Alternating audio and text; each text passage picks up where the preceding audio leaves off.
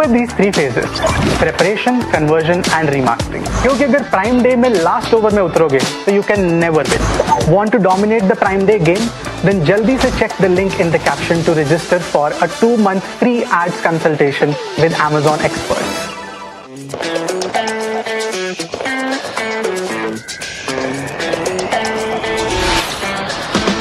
तीन reps, no gains, तो gym ही छोड़ दिया। वाह, और यही तुम Amazon पे भी करते हो। पहले हफ्ते में हाई एक कॉस्ट देखा नहीं कि कैंपेन ही बंद। Big mistake.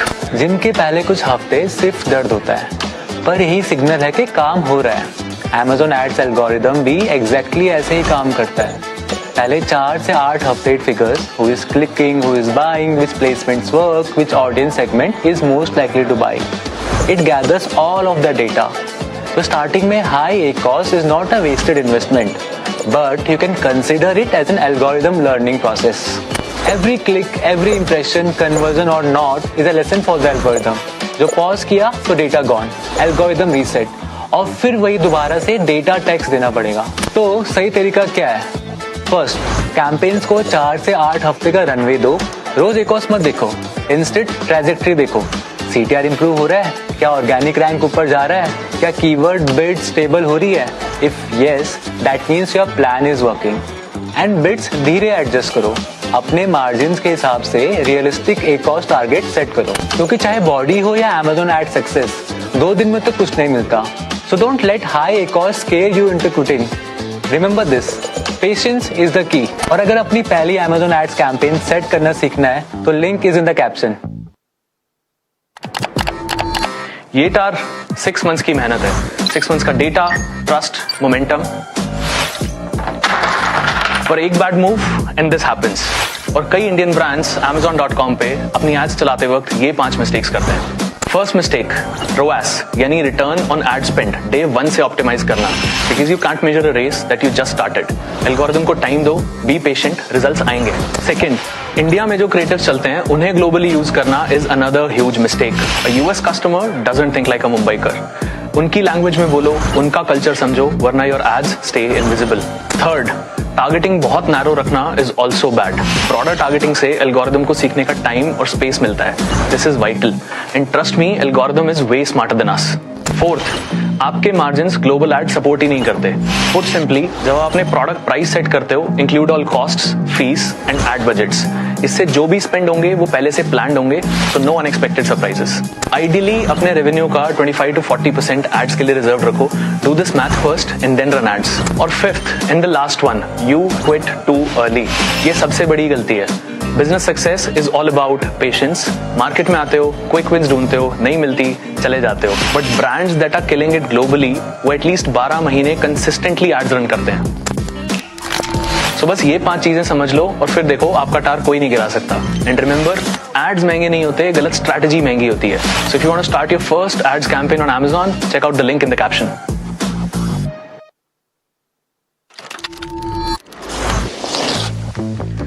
Most Amazon sellers just did this, lost $52,000. But you can have it. Here's how. Amazon has built a runway of $52,000 for new sellers going global, called Amazon's New Seller Incentives. These incentives are split across 5 key benefits. First, ad credits. Amazon offers you up to $1,000 in ad credits.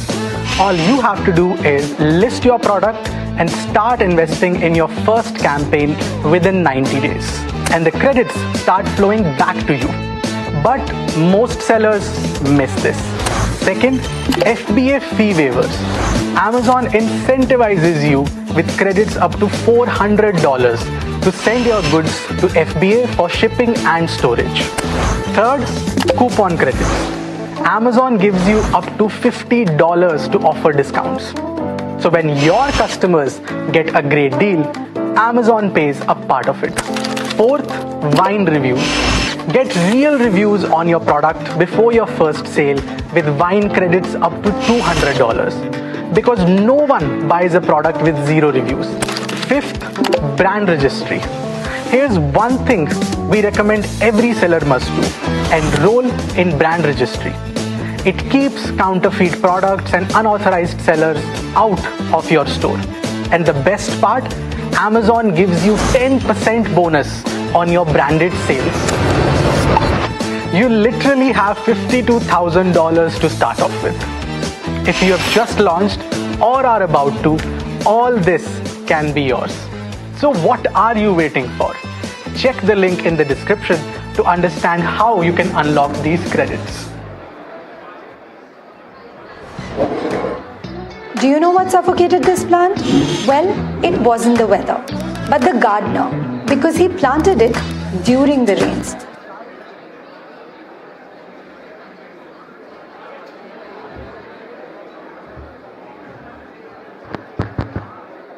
Good evening, everyone.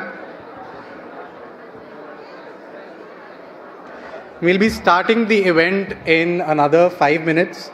For all of those who are outside, I request all of you to come grab some chairs so that we can start off the event on time.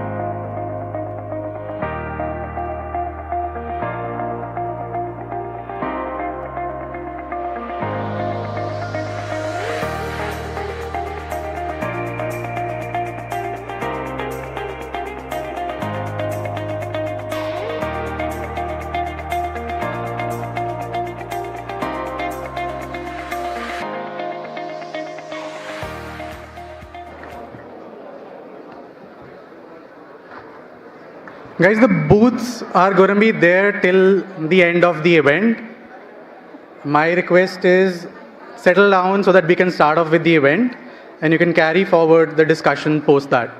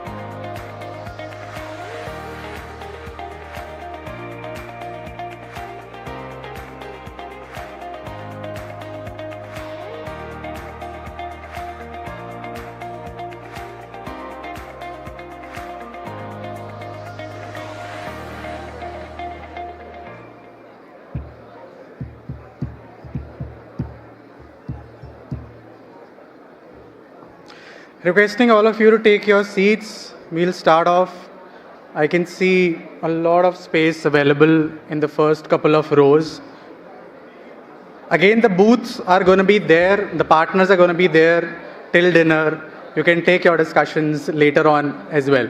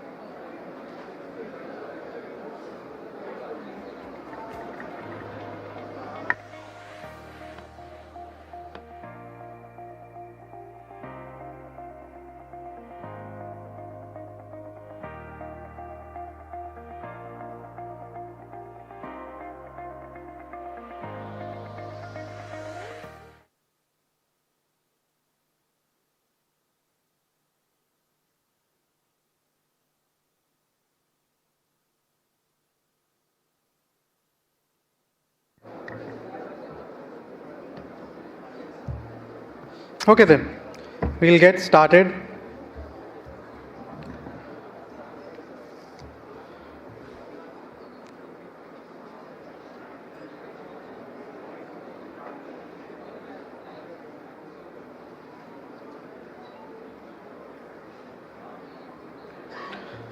Perfect.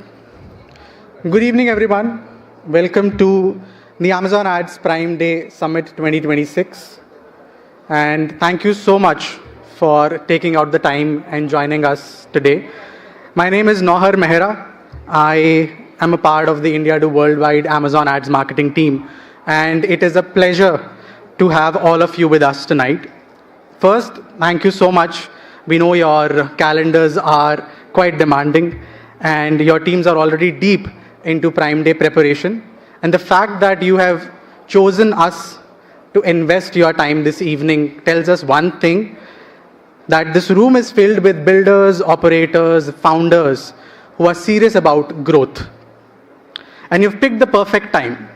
Prime Day is just around the corner and it's going to start from 23rd of June and it's going to end on 26th.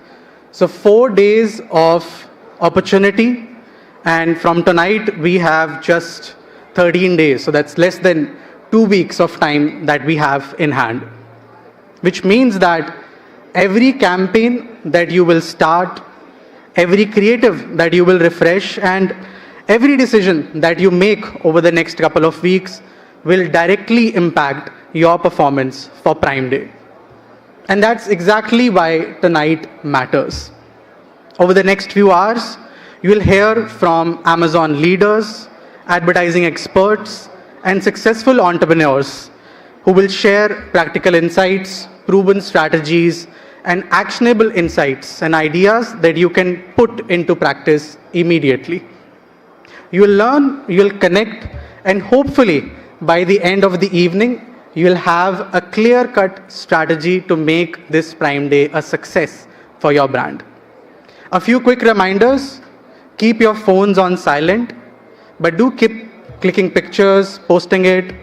There are seats available. Grab the nearest seat which is available. Sit down and enjoy the event. Visit the partner booths. There are 4 partners who are joining us today: AdBrew, Adsify, Hector, and MarketNext. Plus we have 2 booths from Amazon team as well, Amazon Global Selling and Amazon Ads team. So do check them out during break and post the event. And stay back for networking and dinner. We have an exciting lineup ahead. So with a huge round of applause, let's get started with today's event.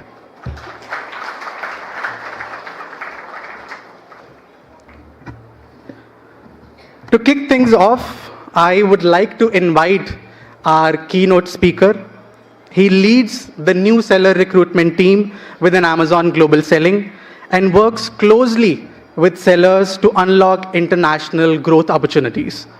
As Prime Day approaches, there couldn't be a better person to help us understand the opportunity ahead and how sellers can position themselves for success. With a huge round of applause, please welcome Pulkit Nanda, Business Head, New Seller Recruitment for Amazon Global Selling.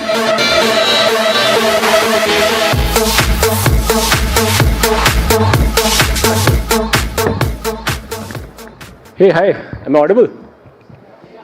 Awesome, great.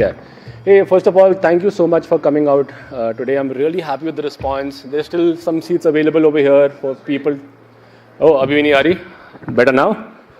Okay, great. फिर से चालू करता हूँ. Thank you so much for coming over here. Good to see the response and thank you for taking out time on a busy Wednesday to come and learn about Prime Day, about how to run ads and about global exports. So please give yourselves a round of applause. It's an absolute pleasure to welcome everybody here today for the Prime Ads Day event.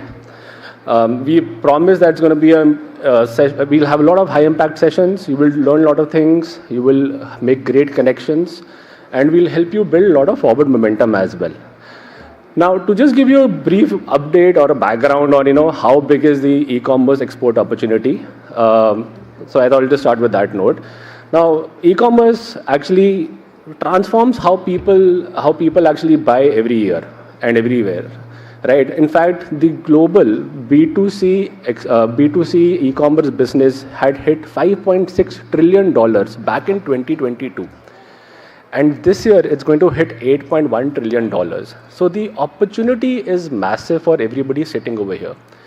Now, when you compare this to what does India exports or India digital exports looks like, it's scheduled to hit or projected to hit about $200-300 billion by 2030, and it'll be about 30% of the total Indian retailable exports which are happening. And Amazon will continue to play a crucial part in making sure that we work with the government, we work with sellers, we work with brands to make sure that your brands go global. And it is because of sellers like you. So far, cumulatively, last year, we had hit $20 billion in revenue. And we are growing every year. So you guys can give again a round of applause yourself on the large numbers you guys have been achieving. All right, and we are just getting started. The opportunity is large, whether you are a scaled brand or whether you are starting up. It is still day one for you guys and for us. And therefore, we will make sure that we'll help you progress in any way possible to grow your brands and take them global. Now, why are we here today? All right, we are here for the Prime Day event. It's the right time to come and learn about ads. It's about 2 weeks left, like Nohar said. And therefore, we have plenty of time to make sure that you learn how do ads operate, what kind of budgets to set, how do you grab attentions of people and consumers. And the good news is Amazon Prime Day is now a 4-day event. It is from 23rd June to 26th June, which means it's a big opportunity for Prime members across the world to discover and shop your products. Now, with double the duration of the event, earlier used to be a 2-day event, now it's 4 days, you'll get more opportunities to drive visibility, traffic, and sales for your products. Prime Day actually helps you in bringing a lot of momentum to your Make in India products and taking them global. I'm sure the teams, if you guys have account managers, business managers, or have any kind of people reaching out to you to help you succeed, we are talking on 3 things only. Can anybody tell me what are the 3 things that we talk about during events? Okay, we talk about inventory, making sure your product is always in stock during events. The second thing we talk about is ads, making sure that you are attracting high intent consumers to look at your brand and to shop. And third is promos, which means you are helping your products convert into actual sales by giving them some kind of discounts through ads and deals. And therefore, it is important for you to focus on these things so that you're able to maximize your maximize your visibility and sales for your brand. And our goal is not just to help you during Prime Day. Our goal is to make sure we're creating sustainable, growing, cross-border businesses for everybody sitting over here. So today's agenda is going to be on 3 things. One, giving you practical tools and insights. Sorry, first one is giving you practical tools on how to run ads and grow your business. Second, give you insights on how does Amazon operate. And third, how do we help you maximize sale? Today, you will meet a lot of experts from various fields, especially from ads. You will meet a lot of partners. Some of them are present in the booths behind you guys. And you'll also connect with fellow sellers to grow your business and to learn from them as well. So thank you for being part of the Amazon Global Selling community. We are extremely inspired by your entrepreneurial spirit and the kind of work you guys are doing. We are proud to partner with you and can't wait to make sure you succeed. So hoping everybody here has a successful Prime Day. Thank you.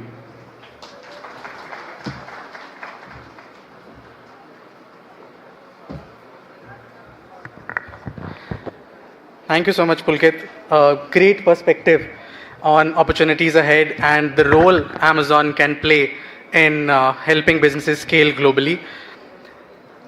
I would like to call on stage Kartika, the head of India to Worldwide Ads Marketing, to give a vote of thanks to Pulkit.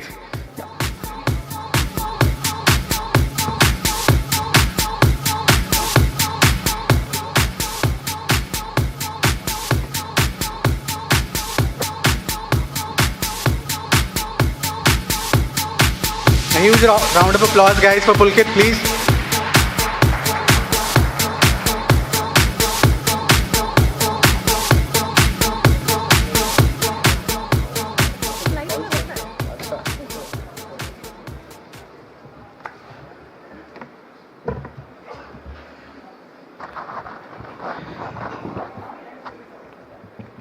Okay then. Now let's shift from opportunity to strategy. As Prime Day approaches, one of the biggest questions that advertisers face is not where to invest, but how to connect every stage of customer journey, right from awareness to consideration to conversion. Our next speaker has spent nearly a decade at the intersection of technology, sales, and advertising, working closely with some of India's most ambitious cross-border sellers. She joined Amazon in 2018 and today leads the India Global Sales Org for Amazon Ads, where she and her team build full funnel solutions and help take brands from India across the globe. And today, she's here to challenge the way you think about advertising. With a huge round of applause, please welcome Sakshi Sharma, Head India Global Growth Sales for Amazon Ads.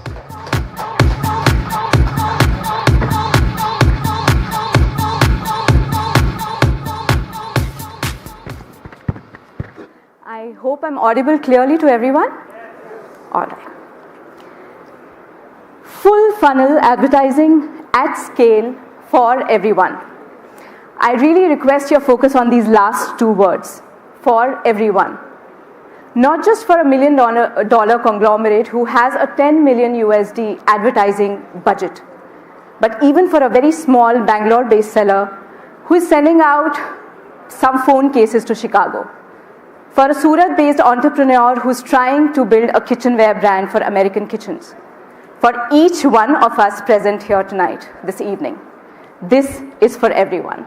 Hi, I'm Sakshi Sharma, and I lead the India Global Growth Sales Org for Amazon Advertising. And today I'm here to have a very honest conversation with you all. It's not about any product demos, it's not about any feature walkthroughs. It is purely a very, very real conversation about how the way we are advertising today might just be about scratching the surface and leaving a lot of money on the table. And how, if you commit to it together today, how can it change your business model? So let me start with something which all of us are very familiar of. The funnel. I think we've all seen it hundreds of times. Awareness, consideration, conversion, and loyalty. And this kind of a model would work in a world where a customer gets up, gets out of his or her bed, purchases something, and then gets back. But honestly, this is not the kind of world we are living in anymore. The customer purchase journey today is highly chaotic, if you look at that diagram there. It's full of multiple touch points. It is highly fragmented, spread across days and weeks together. It has multiple apps, interaction, platforms, and multiple physical spaces also involved. And if you are present at only one of these intersection points in a customer's journey, then honestly you are just competing for the leftovers, not for the main course. So, I'm not saying it basis on a hunch, right? Amazon actually commissioned an independent research. Amazon commissioned an independent research of around 14,000 customers across 11 key marketplaces, including the US. And these are the 4 numbers that I want to get your attention on. 75% consumers said that they thought about shopping multiple times a week.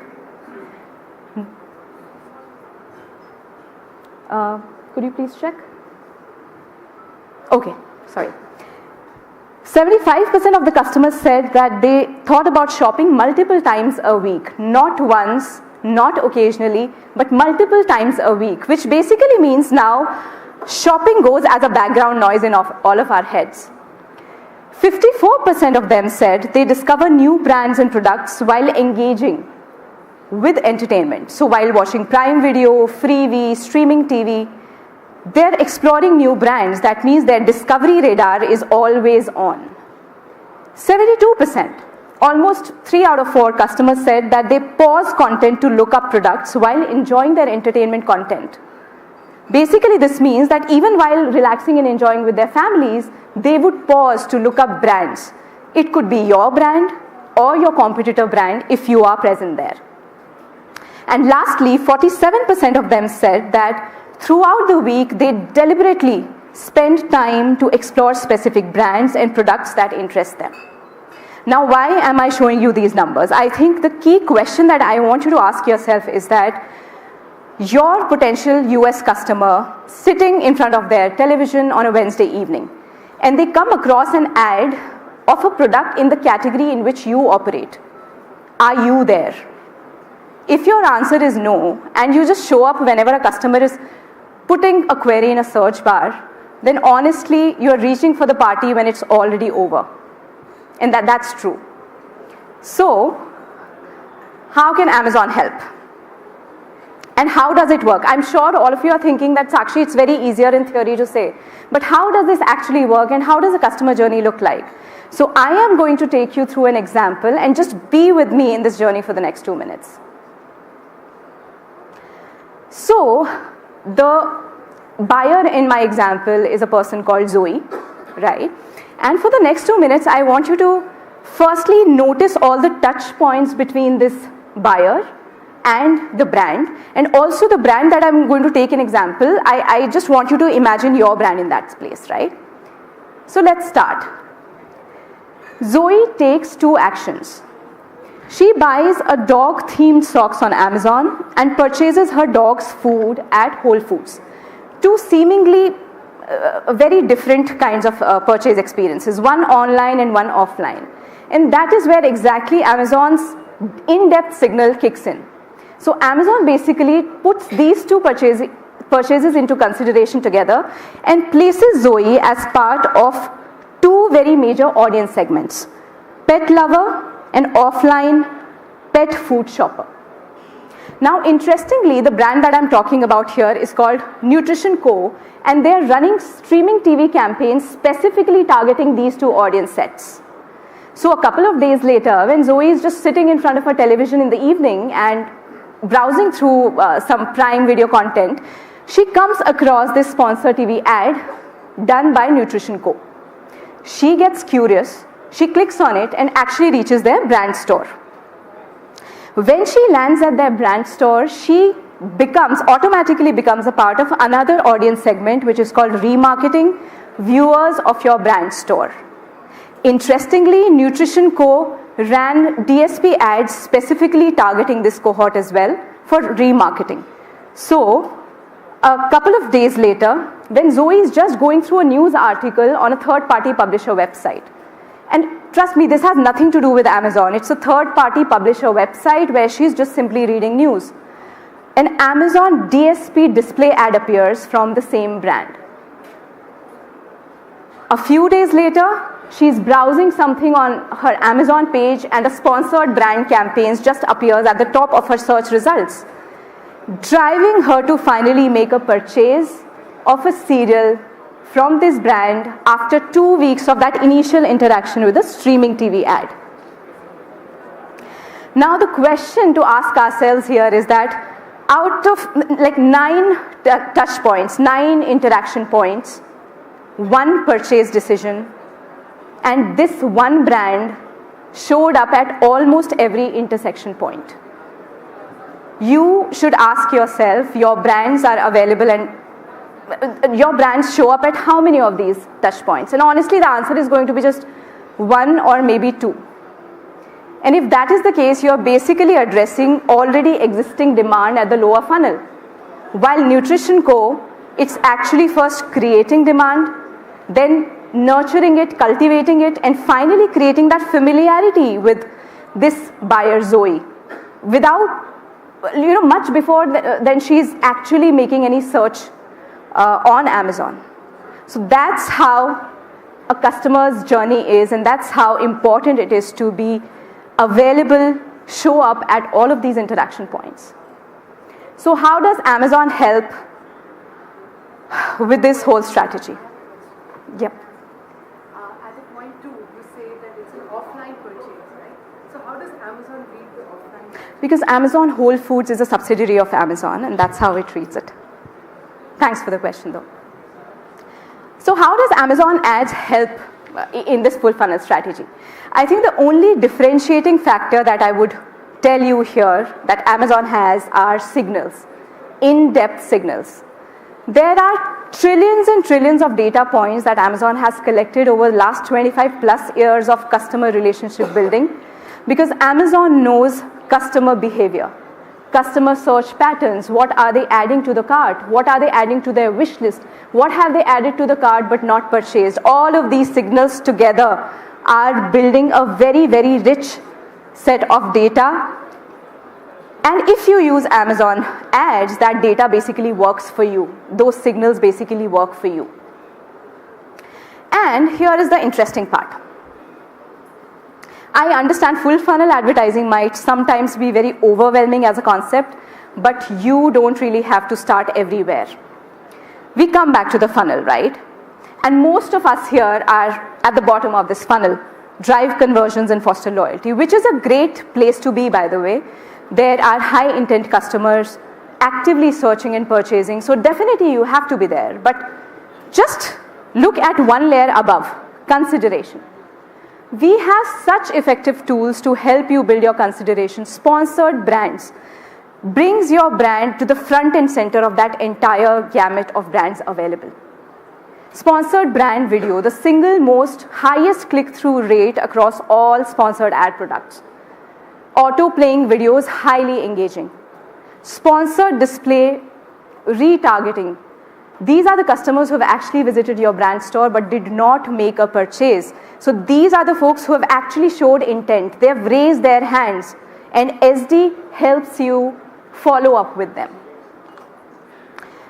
And none of this requires any new login, any new platform. You are already there. It's just about really thinking about this strategy and taking one step. So the real question here is, are you ready to really take that next step? And if yes, at some point, if you are ready to go beyond search,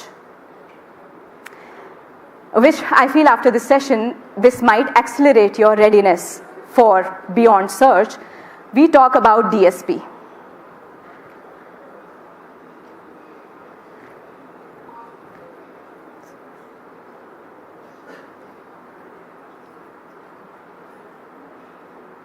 Yeah, we talk about DSP. So I'm not going to spend too much time in helping you understand what DSP is.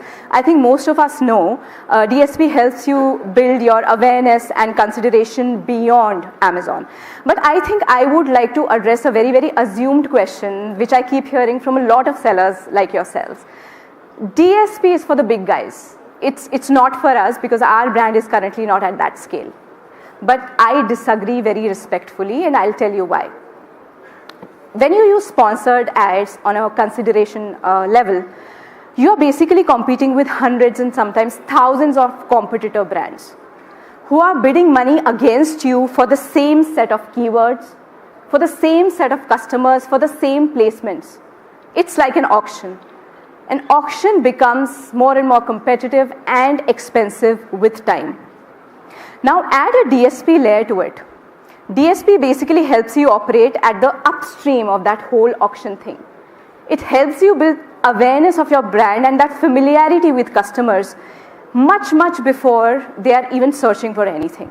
And finally, when it comes to that stage that the customer is searching, your brand is already familiar to them, and hence they make that purchase while your customers might still be strangers to them.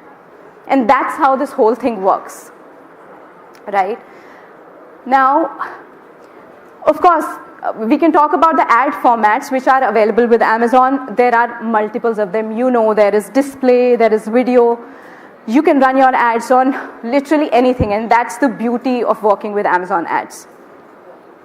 The question is not just about your brand reach anymore. The question is about your brand presence. In today's world, you need to have that quiet but consistent presence across all touch points of your customer's journey, right? So that they choose you even before they consciously choose you. They need to be familiar with you much before when they actually search for you in Amazon, right?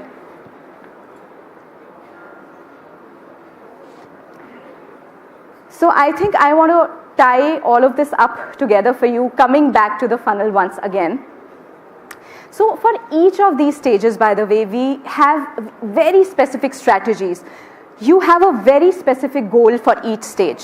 For example, for awareness, your goal is to reach new shoppers and build brand awareness. We have very specific tools that can help you reach that.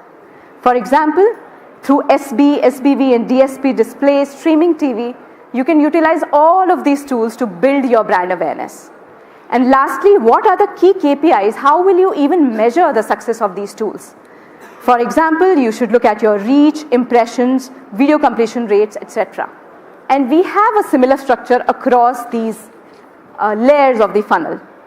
As you see, very specific goals, very specific tools, and very specific KPIs. And the most interesting part is you can just start it right away. You're not going to need any new agency. Your current campaign manager could just start with these strategies, these products right away, because you need no new platform as well. But my sincere request to all of you would be, just stop being at the lower part of the funnel. You are just optimizing all your advertising strategy for the last mile. And you're completely forgetting all those touch points that are actually leading to that one last click. There are almost 18 to 19 touch points for any customers in their journey, which is actually leading to that last click, which you feel sponsor product is getting that sale for you, right? So my only request is that you start thinking about it, start investing in all parts of this funnel, and start measuring the impact right away. That basically is a difference between a listing and a brand. And finally, at the end of the session, I want to talk about the 4 key pillars of Amazon full funnel advertising. And this is the key takeaway that I want to give to you. The first one is holistic supply. We reach the largest premium ad supported content across publishers on Amazon and off Amazon both. The second one is durable signals. As we talked about these before, there are trillions of data signals that are available with Amazon. We analyze customers' purchase behaviors, their browsing history, and put all of them together at one place. And in this world where privacy concerns are growing day by day, we can confidently say that all of this data is validated, consented, and persistent. So basically, this is a structural advantage that is available with Amazon ads. And if you make use of it, this structural advantage is actually available to you. The third one is AI-powered optimization. There are predictive modeling, ad frequency controls. Your ad campaigns are consistently getting improved. And this is running in the background.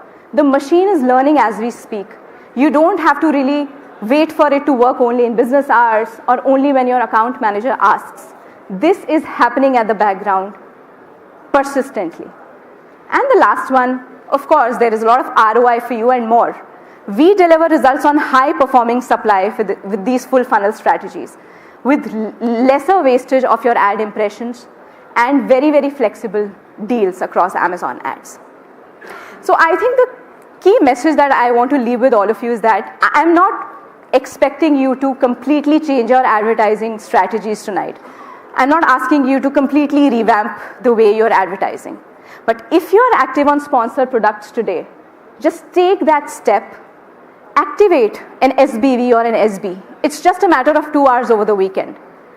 And see the instant results. The click-through rates are just a story that you'd be able to tell us. If you're already active on SP and SB, just get that journey through SD. And if you're already active on full funnel through sponsored ads, think about DSP. Take one step at a time and build your brand further. Because full funnel advertising is not a luxury which is reserved only for the bigger brands. Full funnel is actually the journey that actually makes them those big brands. So thank you so much for your time this evening. And if you have any further questions about it, we'll be right back at the corner. Thank you.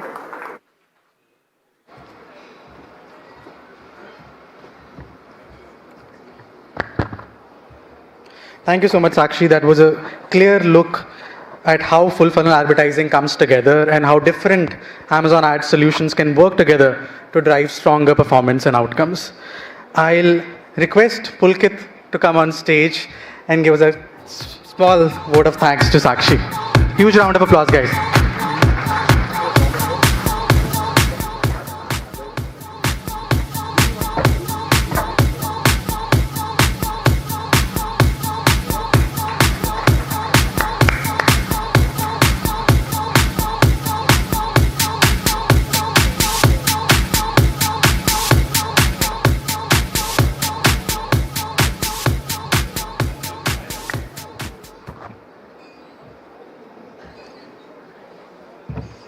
Nice. Quick show of hands. How many of you picked up at least one ad product or one idea that you would want to implement going back tonight or at least before Prime Day? Quick show of hands. SB, SBV, SD, or you want to try out DSP? Great. I do see few hands. So that's exactly what tonight is about. One idea, one improvement, one action that could make a meaningful difference when Prime Day begins on the June 23rd. With that, we move to the next session. And for that, our next speaker needs very little introduction. Imagine this. You leave a successful career at McKinsey & Company, one of the finest consulting firms in the world.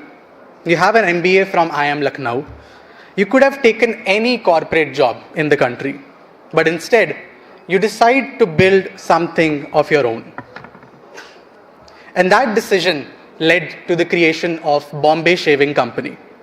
Fast forward 10 years, that company is now valued 600 crores and has completely redefined how India thinks about men grooming. And he didn't stop there. Beyond Bombay Shaving Company, he's an active investor, entrepreneur, podcast host, and advisor who continues to shape India's startup ecosystem. And through all of this, Amazon and Amazon ads have been a core part of his growth story.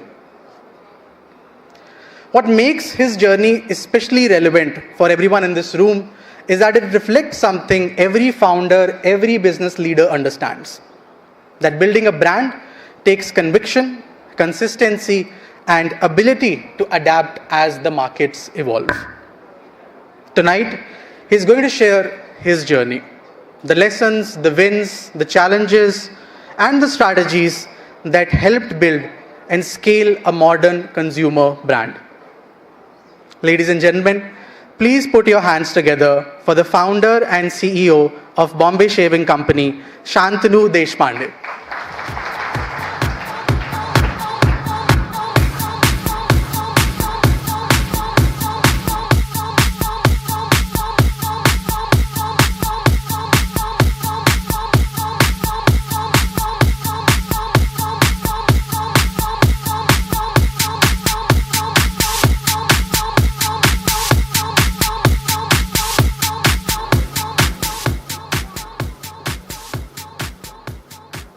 Hi, good evening. Am I audible at the very end? In the corners? The gentleman in the long hair and the black t-shirt, I'm audible? Perfect. I looked at the best beard in the room as a potential consumer. My name is Shantanu Deshpande and I'm the founder of Bombay Shaving Company. It's a large enough sample group. So I'm going to ask this question. I always ask it whether I go to a college, whether I'm at an event or a conference. How many people here have heard of Bombay Shaving Company?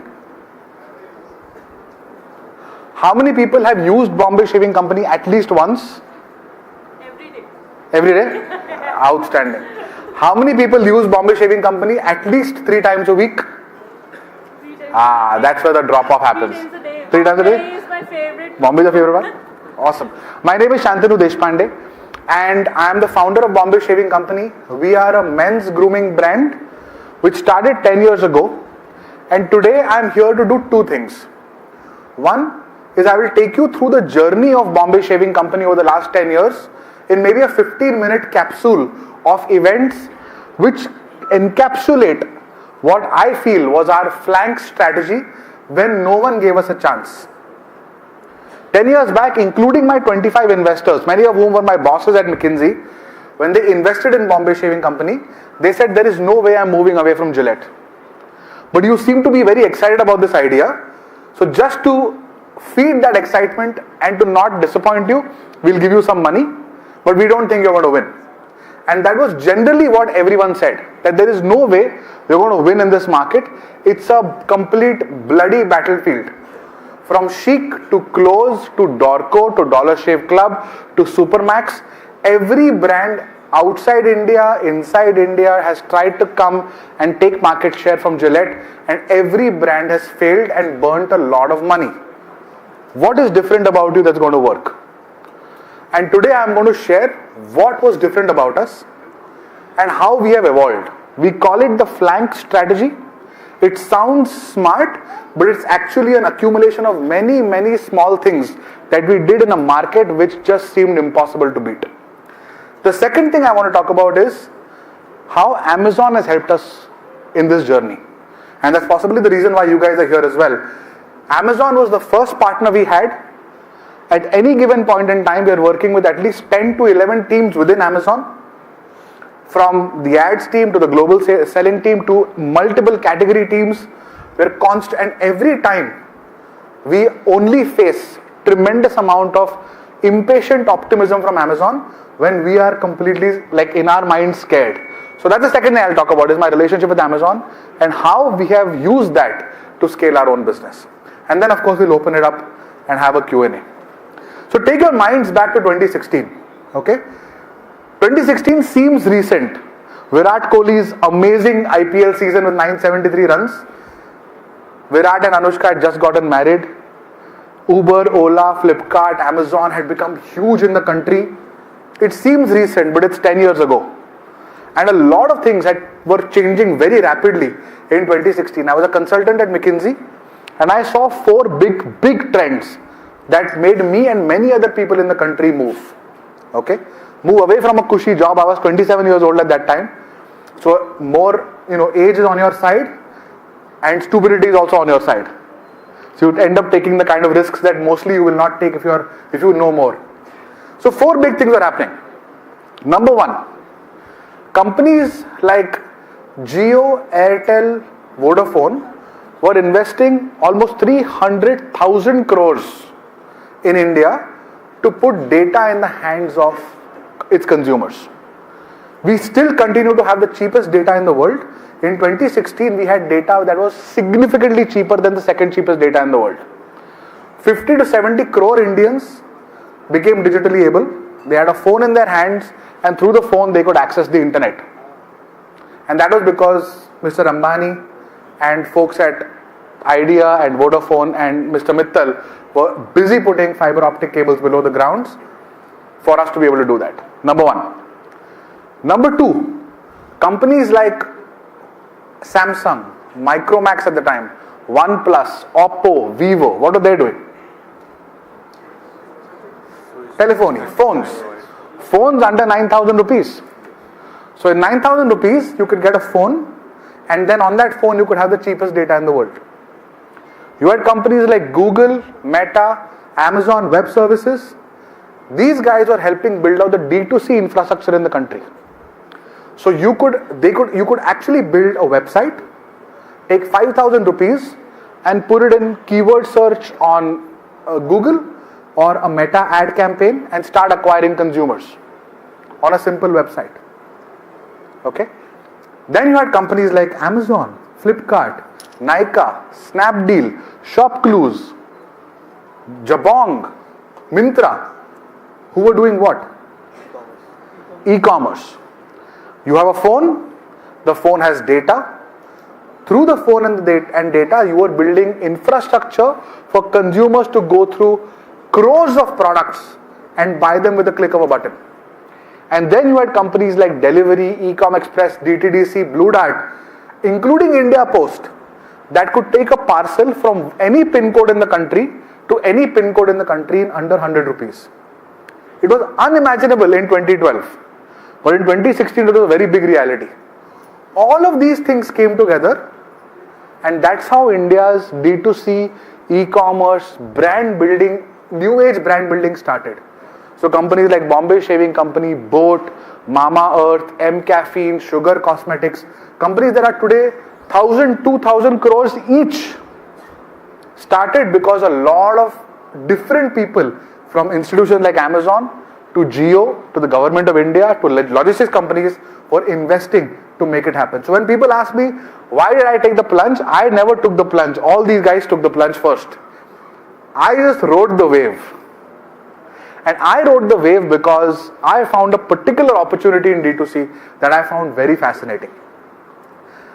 When I was a school kid, and I was maybe 10, 12, maybe no, slightly older, 15, 16, 17 years old, about to enter college, high school, I would go to weddings of my slightly older male cousins. Okay, I had 4 or 5 cousins who were older than me. So, उन सब की शादियों में मैं जाता था. And the big takeaway from the wedding was that all my male cousins were marrying significantly out of their league. So, and I was always struggling to get female attention in my school or in my college. I never used to, I used to like a girl, she would never like me back. I would really have to work hard. But whenever I used to go to a wedding, I would look at this cousin get like this really amazing wife. And I always used to ask my parents that how is he getting her? It was a big question mark. And they were like, no, he has got a good job. And the unfortunate reality at that time, this is 2004, 5, 6. The unfortunate reality of the time is that just having a good job was okay. And then you could, and women unfortunately at the time were financially dependent. But 2016, thankfully a lot of that has changed. Women were studying more, educating more, dating more, marrying later. So when that happens, the environment for men becomes very, very complex. It becomes competitive. So men in 2016 suddenly were going out of their way to grow beards and look really good. So when men have to look good, what are the things that they do? What's the first thing that they do? Dress well is number 2. So dressing well is the number 2 thing that they do. What? Shave is the number 3 thing. So grooming is number 3. Dressing well is number 2. What's the first thing? Hairstyle is number 3. Grooming is all number 3. Money? Not really. Money is number 4. Huh? They go to the gym. So smelling is again in grooming. So fitness, clothing and grooming. That are 3 things that men do. My favorite entrepreneur in India, one of my favorite entrepreneurs, is a gentleman called Mukesh Bansal. He's the founder of Cult Fit and Myntra. Okay, so he found those 2 opportunities. So I was left with grooming. And all of these macro trends combined with a consumer that wanted to express himself and look better led to the birth of Bombay Shaving Company. So that's how we started. And I wanted to take you guys through a simple graph. This is the search intent for Bombay Shaving Company over the last 5 years. Number of people who are searching for Bombay Shaving Company in blue. Number of people who are searching for Gillette in red. Number of people who are searching for Philips trimmers in yellow. And I'm very happy to tell you that we have gone past both of them on Google, which is the first proxy for market share, is are people searching for you. And we started well below both of them in what looked like the COVID spike, and then over the last 5 years we've gone significantly ahead of them. And our revenues have grown as well. So in the introduction, I think the gentleman said we are valued at 600 crores. We are actually valued at 3,000 crores.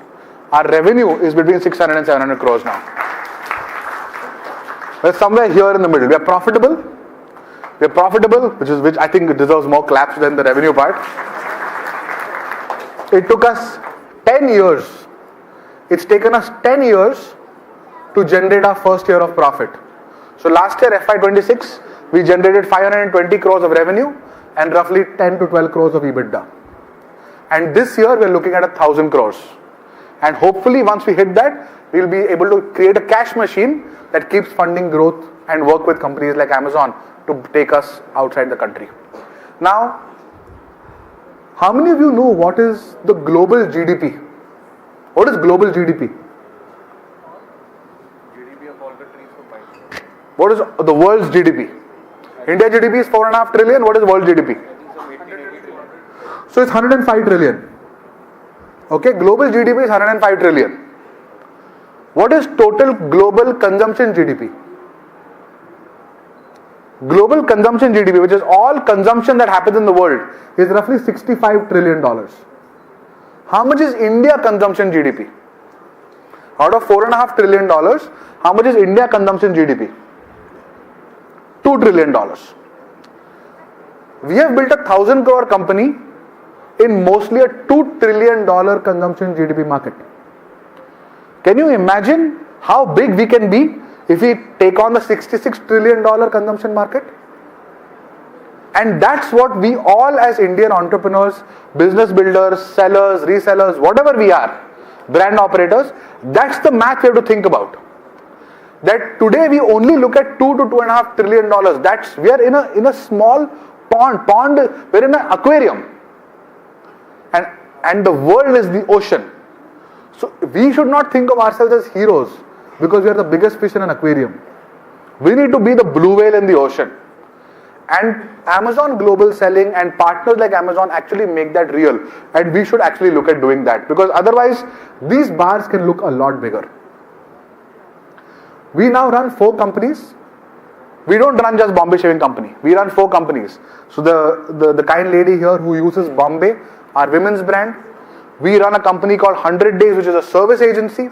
We run an end-to-end content media company called The Barbershop. How many people here have watched the podcast called The Barbershop? Almost every podcast? Oh, fantastic.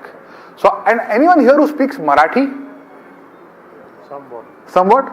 I've also started a separate Marathi channel which gets twice the viewership of The Barbershop. Another big learning over the last 6 months, that India consumes content in vernacular languages a lot more than in English. This is something that I learned because I put out a reel in Marathi which worked, and I've started doing it a lot more. Our market share in Maharashtra has gone up. So just a side learning for you guys. Vernac works. So we have 4 companies. Bombay Shaving Company and Bombay are our brand companies. The entire purpose of Bombay Shaving Company and Bombay is, if you have hair on your body and you want to remove it or style it, we are the brands for you. Just look at everyone in the front row itself.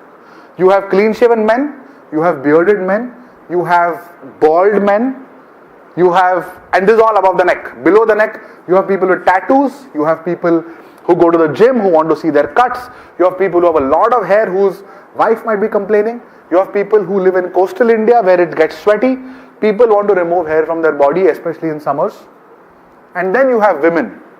Women have been going to a waxing salon or a parlor every 1.5 months for years. But today's young woman is constantly live casting. She's on Instagram. She wants to go to an office party in the evening. She wants to go on a date tomorrow evening. She might be taking a vacation where she's wearing a short skirt. She wants a razor or a trimmer or a styling product in her purse. And that's what Bombay Shaving Company and Bombay do. We help you remove your hair or style it or both. Wherever it is on your body, whoever you may be. We also run a content engine. Why? Why do we run a content engine? Why did I start a podcast long before anyone else did? We started our podcast in 2021. Because our product is used alone, privately inside a bathroom, and nobody talks about it afterwards. It's a very unique consumer category. Any other consumer category people talk about, or they consume it together. Food and beverages, Pepsi, Coke, Haldiram, you eat it with your family, or you eat it with your friends. Clothes, you show it off. Any consumer category, either you consume it together or you show it. My category and oral care are the two categories that sit inside a bathroom, private, and nobody talks about it. So we have to talk about it. Our vision is simple: 5 crore bathrooms, 3 products per bathroom, 10 minutes of happiness. India has 30 crore bathrooms, 15 crore bathrooms where we feel like the income of that household is commensurate to the purchasing power needed for our brands. We want to get into 35% of those. In each bathroom, we want to put in 3 products. A razor maybe for the father, for the mother a hairstyling product, for the teenage son a trimmer, for the teenage daughter a hair removal cream, at least 3 to 4 products. And 10 minutes of happiness. You remove your hair, you look good. I shave my head, I look good. I leave my head unshaved for 4 days, I feel older. I feel unkempt. You look good, you feel good. You feel good, you're the best version of yourself. That's what Bombay Shaving Company and Bombay do. And that's what we've always done. Every story, every product, everything that we do is about looking good so that you can feel good. And when you feel good, you express yourself limitlessly. Just the way I am right now, right?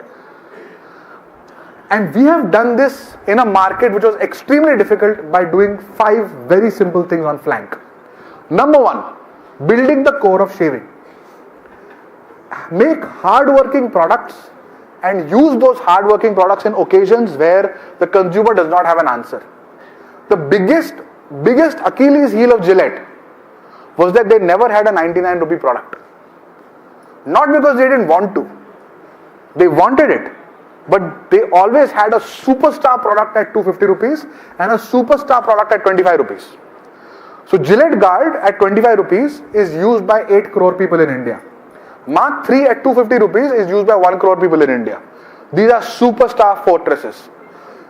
Any brand manager will be scared of launching a product at 99 rupees because it will cannibalize their superstars. And that's the opportunity we saw.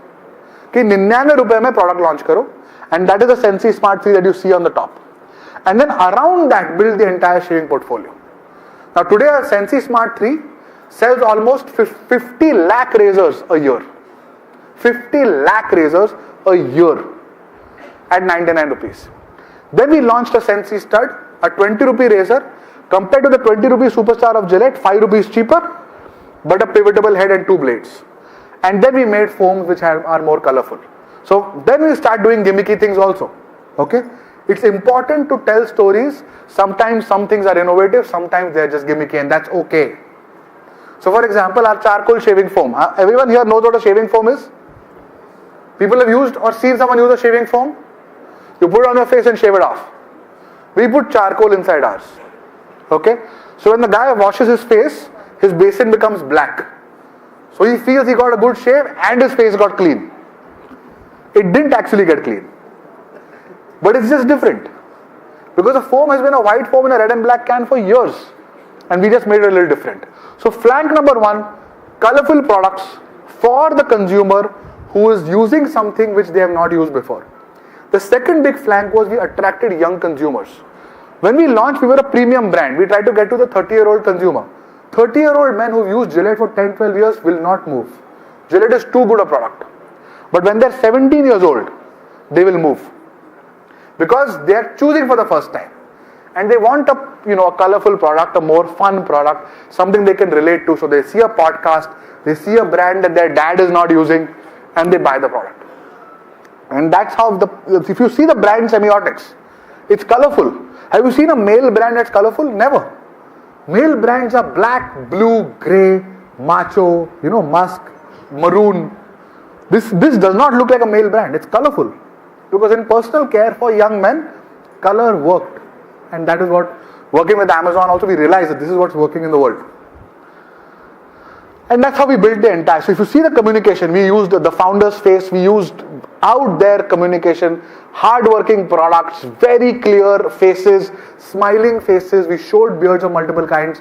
We just told amazing stories of feature-rich products that work really hard. Okay, that's flank number one.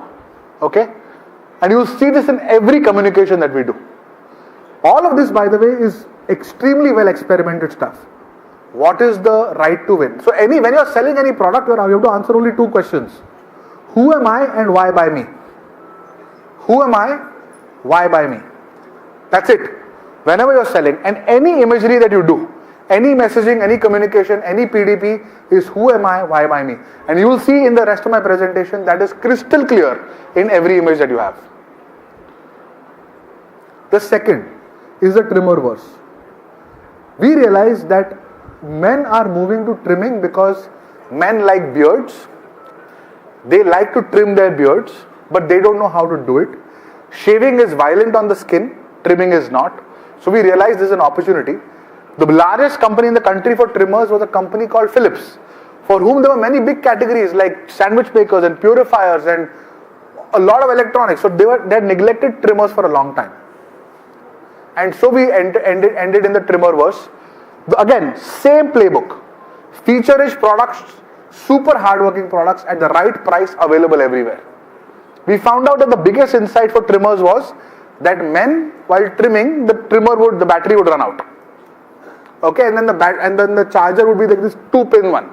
So they would lose the charger, then they would get super annoyed.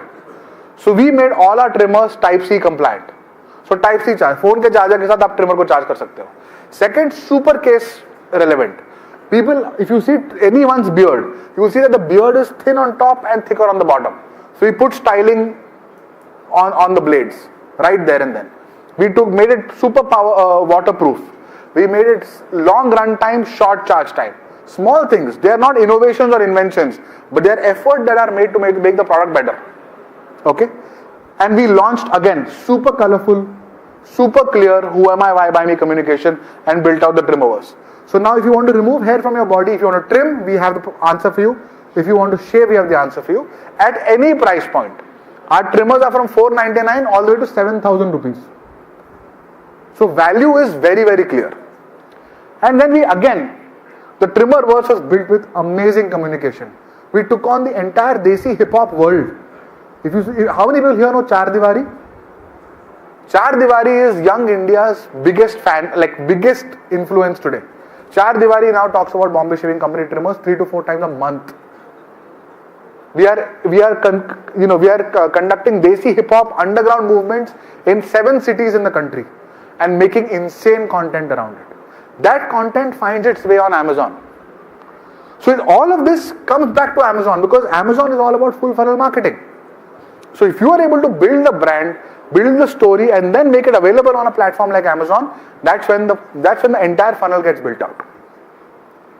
Flank 3, peripheral dominance. 10 minutes in the morning, a man wakes up, he brushes his teeth, he uses a loo, he shaves, he showers, he comes out, puts on a deodorant, puts on his clothes and leaves. In those 10 minutes, can we take the entire range? And any decision that he has, can we put our assortment there? Simple. Peripheral dominance, super critical. Our trimmers and our shaving drives our equity. Our peripheral dominance drives our customer acquisition. We sell more than 5 million deodorants and fragrances a month. 5 million across size packs. So is it core to Bombay Shaving Company? Possibly not. But is the consumer entering the world? Yes. Flank 4, content availability and merchandising. From unboxing videos to so our formula for content is simple. Anyone who wants to think about content, please write this down. Content is about volume multiplied by diversity divided by fatigue. Content volume, how much content are you putting out there in the world?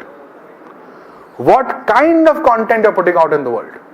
Is it Vox Pops? Is it founder content? Is it usage? Is it ASMR? Is it unboxing? Which of it is working? And constantly with AI, we are now able to put out thousands a month. Divided by fatigue. How much time does it take for the content to wear itself out? This is a world where India has 80 crore people on Instagram today. 80 crore. Okay? They're spending 1 to 1.5 hours a day on Instagram. 80 crore people watch 100 to 150 reels a day. That's 8,000 crore reels. You think Indian creators are creating 8,000 crore pieces of content? So who's creating the content? Brands. Brands are creating the content. So it's our opportunity fully. There's a complete undersupply of content in the world. You might think, sitting on Instagram, you might think there's an oversupply of content. There is not. There's an undersupply of content. Meta is hungry for content. Amazon is hungry for content. And brands have to go from showing ads to telling stories.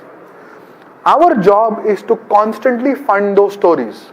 Our job is, and I know this is an ads event, but ads are not going to sell the way ads used to sell 10 years back. Today the consumer only wants to be told stories. So we tell a story, the story reaches an audience, the audience buys a product, we make some margin, that margin is refunded back into telling the next story. And we do this over and over again, hopefully with a view that growth happens. Content is super critical, but if you start making advertising stories, that's when you've hit gold. And this is a huge opportunity. Like, we are the largest deployer of content in CPG on Meta after Honasa. We are the third largest spender on Meta after Honasa. I think one more. And I think that's what has really led to us out shouting our competitors, even though they have 10 times our budget. So Gillette and Philips have 10 times the marketing budget that we do. But we have a far higher share of voice because we keep telling stories and they keep showing ads. And that's the difference. Even right now, my talk here is me telling you a story of Bombay Shaving Company. This is a long 40-minute ad. Okay? So this is. I have 500 people who are potential consumers. This media. So you guys have to tell stories in your own way, for your own brand, for your own consumer group, for your own message. But tell stories. Do not think of this as here's the benefit, here's the production, here's the ad. No, it's not working. Consumers are too smart, and if you bore them, they will move to the next thing. But think about it, 100 reels a day. If you're a cricket fan, तुम 10 reel देखोगे cricket पे, 11वां reel will be bad quality. Meta के पास है ही नहीं वो content देने के लिए आपको, तो अपने को बनाना है. We have to make it. That's the opportunity. Flank 5 in 2021, when we were in the middle of COVID, 17 women employees came up and said, we have hair on our arms and legs, we work in Bombay Shaving Company and we have no products for us. And I was like, that's an interesting point of view, but we are a men's brand. They said, no, we are not a men's brand. We are a shaving brand. We are a hair removal brand. Women shave wrist to arm, ankle to thigh. Longer hair, sparser hair. But they are very evolved consumers. The entire world of women's shaving is about safety. Women don't want safe razors. Women can shave with a knife. Women want razors that don't clog because they shave in the shower where they don't have constant water. तो आप ऐसा razor बनाओ जो clog ना हो और लंबा stroke पे चले. That was the insight. And then we built out a razor with that. Men get 3 kinds of feedback when they shave. They get visual feedback. You can see yourself shave. You get sonic feedback. You can hear yourself shave. You get tactile feedback. You can feel it. Women get none of these 3. You can't see yourself shave. Sometimes it's on your leg, behind your knee. You can't hear it. It's not hard enough. You can't feel it. It's too soft. So can we put feedback on the razor? So we put a roller on the razor. We called it role play. We built a brand called Bombay. And today Bombay alone is 200 crores. With end-to-end hair removal for women. And women are amazing to sell to. Men are hard to engage, easy to please. Women are damn easy to engage, damn hard to please. But the perfumes are Totally different. Totally different, right? So we had to rewire our DNA. Again, Amazon helped us. How do we think about the beauty? Men's grooming was functional. Women's beauty was different, but it was shaving and hair removal. So it was a kind of a combination. Amazon helped us think it through. What kind of imagery? The tagline, Born Besharam, was about a 17-year-old girl who kept feeling ashamed because she had hair on her legs, or someone would tease her or bully her, or she would feel insecure because of just peer pressure. We said, boss, Born Besharam. Bombay is about just limitless self-expression, Born Besharam. And that's how this brand was born. And everything you see in Bombay, if you ever come to my office, you will see that the people who work on Bombay live Bombay end to end. So that's what Amazon pushed us, and I am pushing you guys. Live your brand. Don't just be a seller of the brand. You have to be your brand. When you see me, you see Bombay Shaving Company. I am not Shantanu. I am end-to-end Bombay Shaving Company. I breathe it. Do I have to do that? And in your employees, in people who work with you, in your investors, force it. That force of will only come from you. That will not come from anywhere else. Doesn't matter if people like it, don't like it, work hard on the product and become the product. And you'll see it again. Who am I? Why by me? You'll see again. Born Besharam, limitless self-expression, just romancing the hell out of the product in every visual. It's clear. Who am I? I'm Bombay. I help you remove hair. Why by me? Because I do it in the most beautiful, delightful, painless, 0% pain, 100% smooth way. And now we have moved into styling. Limitless hair expression cannot be without styling of hair. From curlers to straighteners to dryers to multi-stylers, our new competitor is now Dyson. We are 1/3 the price, 2x the features, portable, simple. And you will see this in everything that we do on Bombay. This is the next growth loop that we have identified. And flank 6 is offline GTM. The belly of our market is still offline. And Amazon may not like to hear it, but people still buy razors and shaving creams more offline than they buy it online. But we don't have we are still, because of partners like Amazon, out of 1,000 crores, 85% of our business will still be online. Okay? So we are still trying to figure out our offline game. But we are thinking of offline the way Amazon taught us to think about it. Impressions to full value funnel to conversion on multiple platforms. And so you will see us at airports, you will see us in malls, you may not see us in a roadside kirana store. But you will see us in DMart, you will see us in Reliance. So modern trade in India, 22,000 stores, we are in 20,000 stores. Out of an assortment of 90 products, only 5 products you will see. So assortment choice is very clear. We treat offline like marketing, we don't treat it like sales, not yet. When we are going to go from 1,000 crores to 3,000 crores in revenue, that's when we will have to think of offline as sales. Right now, it is just customer acquisition. It is just impression, it is just marketing. It's another place for us to tell our story. Again, you will see who am I, why by me, everywhere. If you are at the Bombay airport, do go and check out the store out. And that's why, before we move to the Q&A, the role of Amazon is super critical. 30% of my customers' lifetime have come from Amazon. 30%. Out of 5 crore, we are at 1.5 crore. 50 lakh have come from Amazon. It's a huge number. They're an incredible partner. High trust consumers are looking to discover new innovations. Amazon is the only place where ratings and review have meaning. No other e-commerce platform, people look at ratings and reviews and take it seriously. Amazon, they do.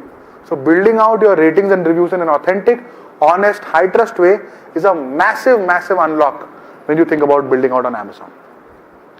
We are seeing consumers gradually move from discount seekers to value seekers to newness seekers. नया क्या है? Prime Day आ रहा है, नया क्या है? What's new? Consumers are not looking at what's cheap. They are not deal seekers anymore. 10 years back, deal seekers. Today, newness seekers. What can I get that's not in the market? What is new? And consumers today want new stuff. Think about that. Events offer crazy launch spikes and sustained DRRs. Choose the products well for Prime Day. Whether it's here, whether it's outside. Global selling, again, going from 2 trillion to 66 trillion, but the products that work in India may not work outside. Products that don't work here may work outside.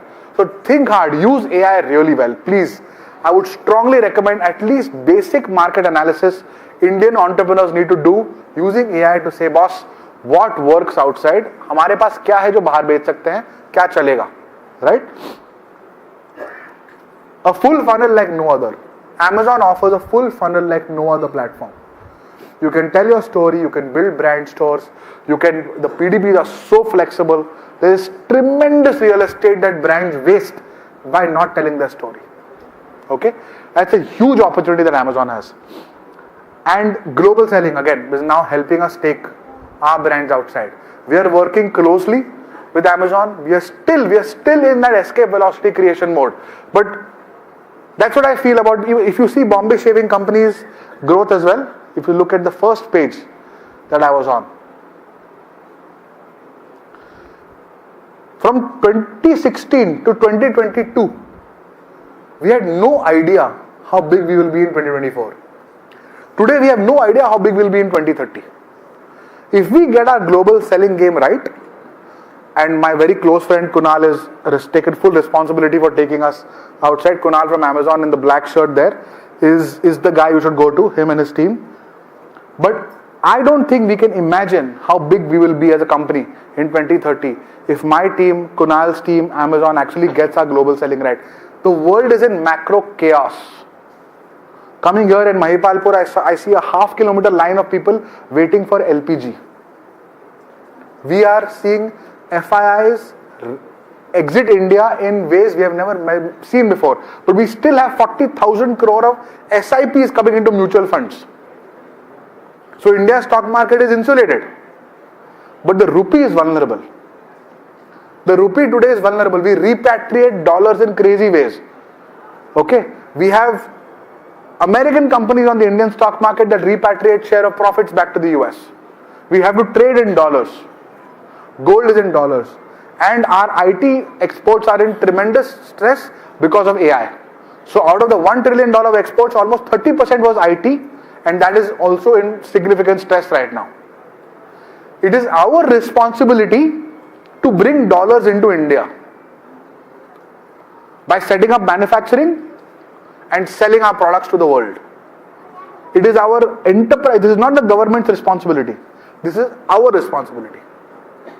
Every dollar that we bring into the country is a service we are doing for the nation and protecting the country's weakest from the massive pain of increasing crude and dollar rupee depreciating by 10%.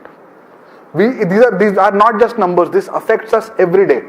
So one message I will leave you with before it's more philosophical, and Amazon team might kind of, but I speak my mind. I don't care.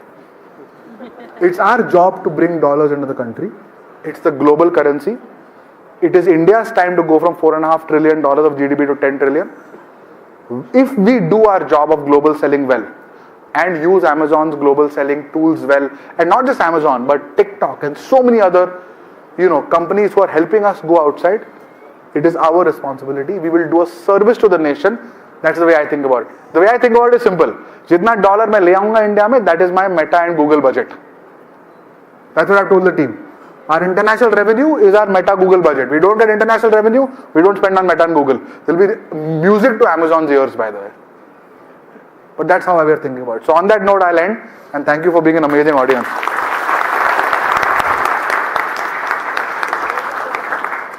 Abhilash, I have 15 minutes for questions if you're okay with it. Yeah. Show of hands. Abhilash, you should choose.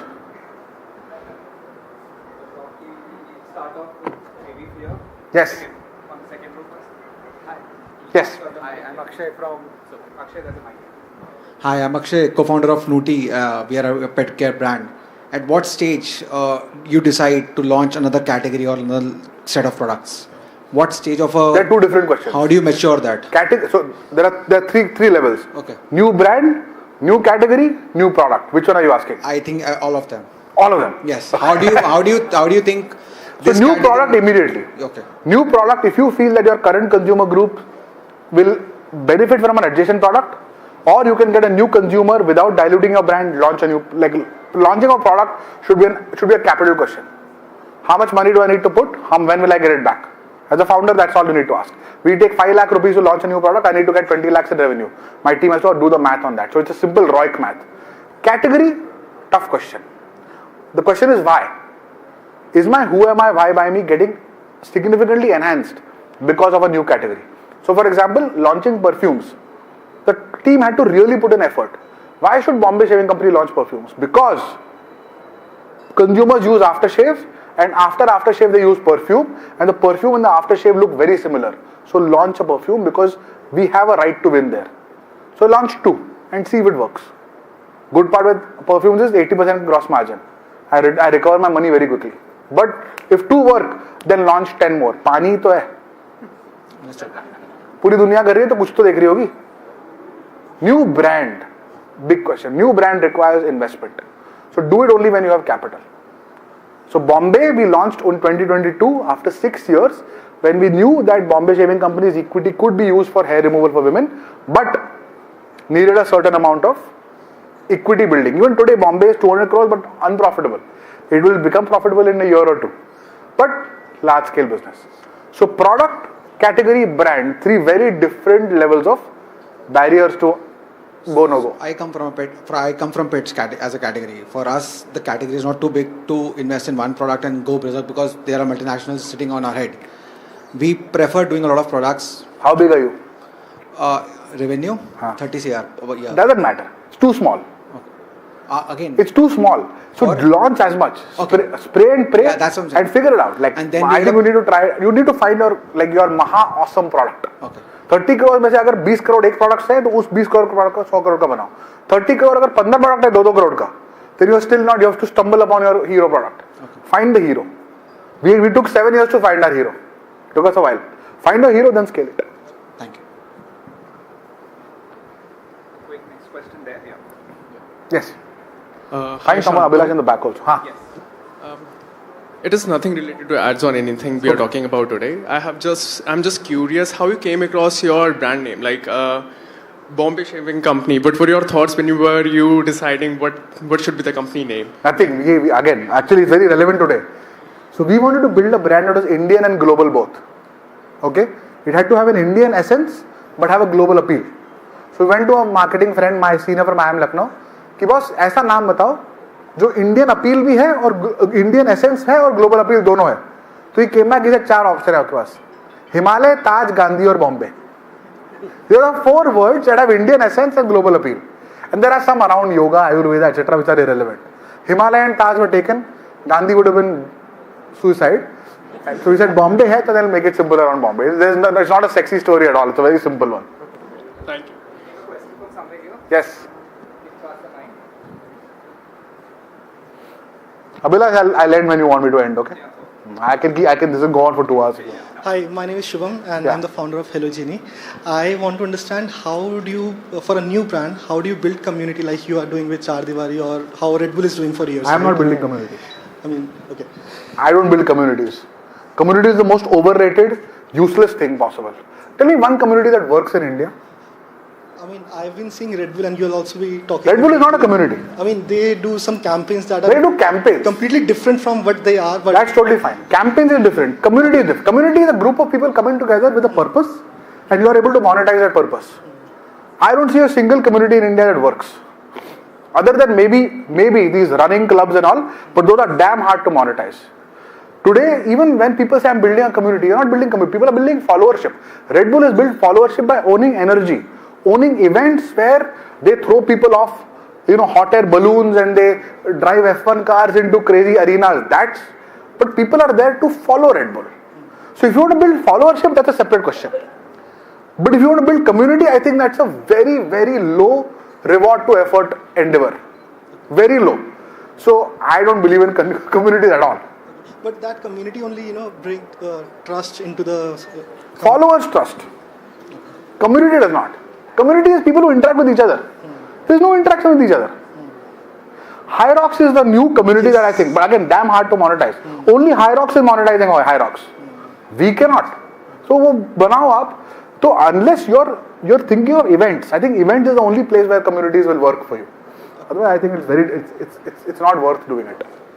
Thank you. Thank you. Yes.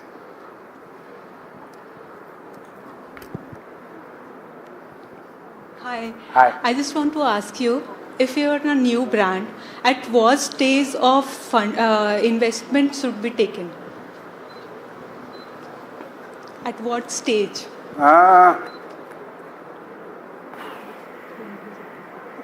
That's a very difficult question to answer. Because the answer is very dependent on you. So for example, I was able to fund my company up till 1 crore myself.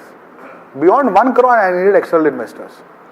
Now the question is, there are some companies that can be funded through debt because they have cash flows already. Like if you are running a restaurant, you will have predictable cash flow within a month or 2. Want me to move here? Oh, you're asking the guy behind. Okay. I'm also happy to move. So if you are going to run a cash flow, immediate predictable cash flow business, then you can raise debt where the refinancing of the debt is something you can predict. कि मैंने 2 करोड़ का loan लिया, मेरे को महीने का 5 लाख का refinance करना है, मेरे रेस्टोरेंट में 5 लाख बना लूंगी मैं. लेकिन अगर तू बोल रही है कि मेरे को वर्किंग कैपिटल में इन्वेस्ट करना है, टीम को हायर करना है, प्रोडक्ट बनाना है, टेक बनाना है, और इसका रिजल्ट पता नहीं कब आएगा. Then the question is, how much can I fund it myself? And if a little bit can be funded myself, then I need to tell a story and sell equity in my company to raise. At what point do you reach key boss? I know what to do, but I don't have the money to do it. These are the two things. I know what to do, but I don't have the money to do it. But if you don't know what to do, then raising money is a problem. If I know what to do and I need to raise money, then raise it. okay. But for every rupee you raise, you have to return 10 rupees. Yes, that's what. So knowing what to do is not just about knowing where to invest the money. It's about bringing everyone knows how to invest. Very few people know how to exit, including venture capital in India. They're amazing deal makers, horrible at exits. Yes. IPO के लिए रुके रहते हैं. तो तुमको ये पता होना चाहिए एज अ कैपिटल डिप्लॉयर कि मैं ये डाल रही हूँ 10 रुपए यहाँ पे, मेरे को 100 रुपए निकालने, कब निकालूंगी और कब दूंगी उसको वापस, या तो डिविडेंड में या फिर इक्विटी में. If you know what to do and how to exit, then you can raise immediately. Yeah. Fear. But I always knew. Sorry, you want him to repeat the question on a mic?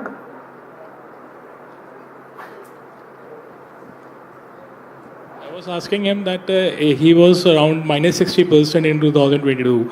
So that was the biggest, seeing the revenue also. And in 2024, you raised to a lot of profits also maybe. And that is that we have seen. So what was your fear at that point of time? How do you feel For that me, point of time? I always looked at enterprise value upon funds raised always.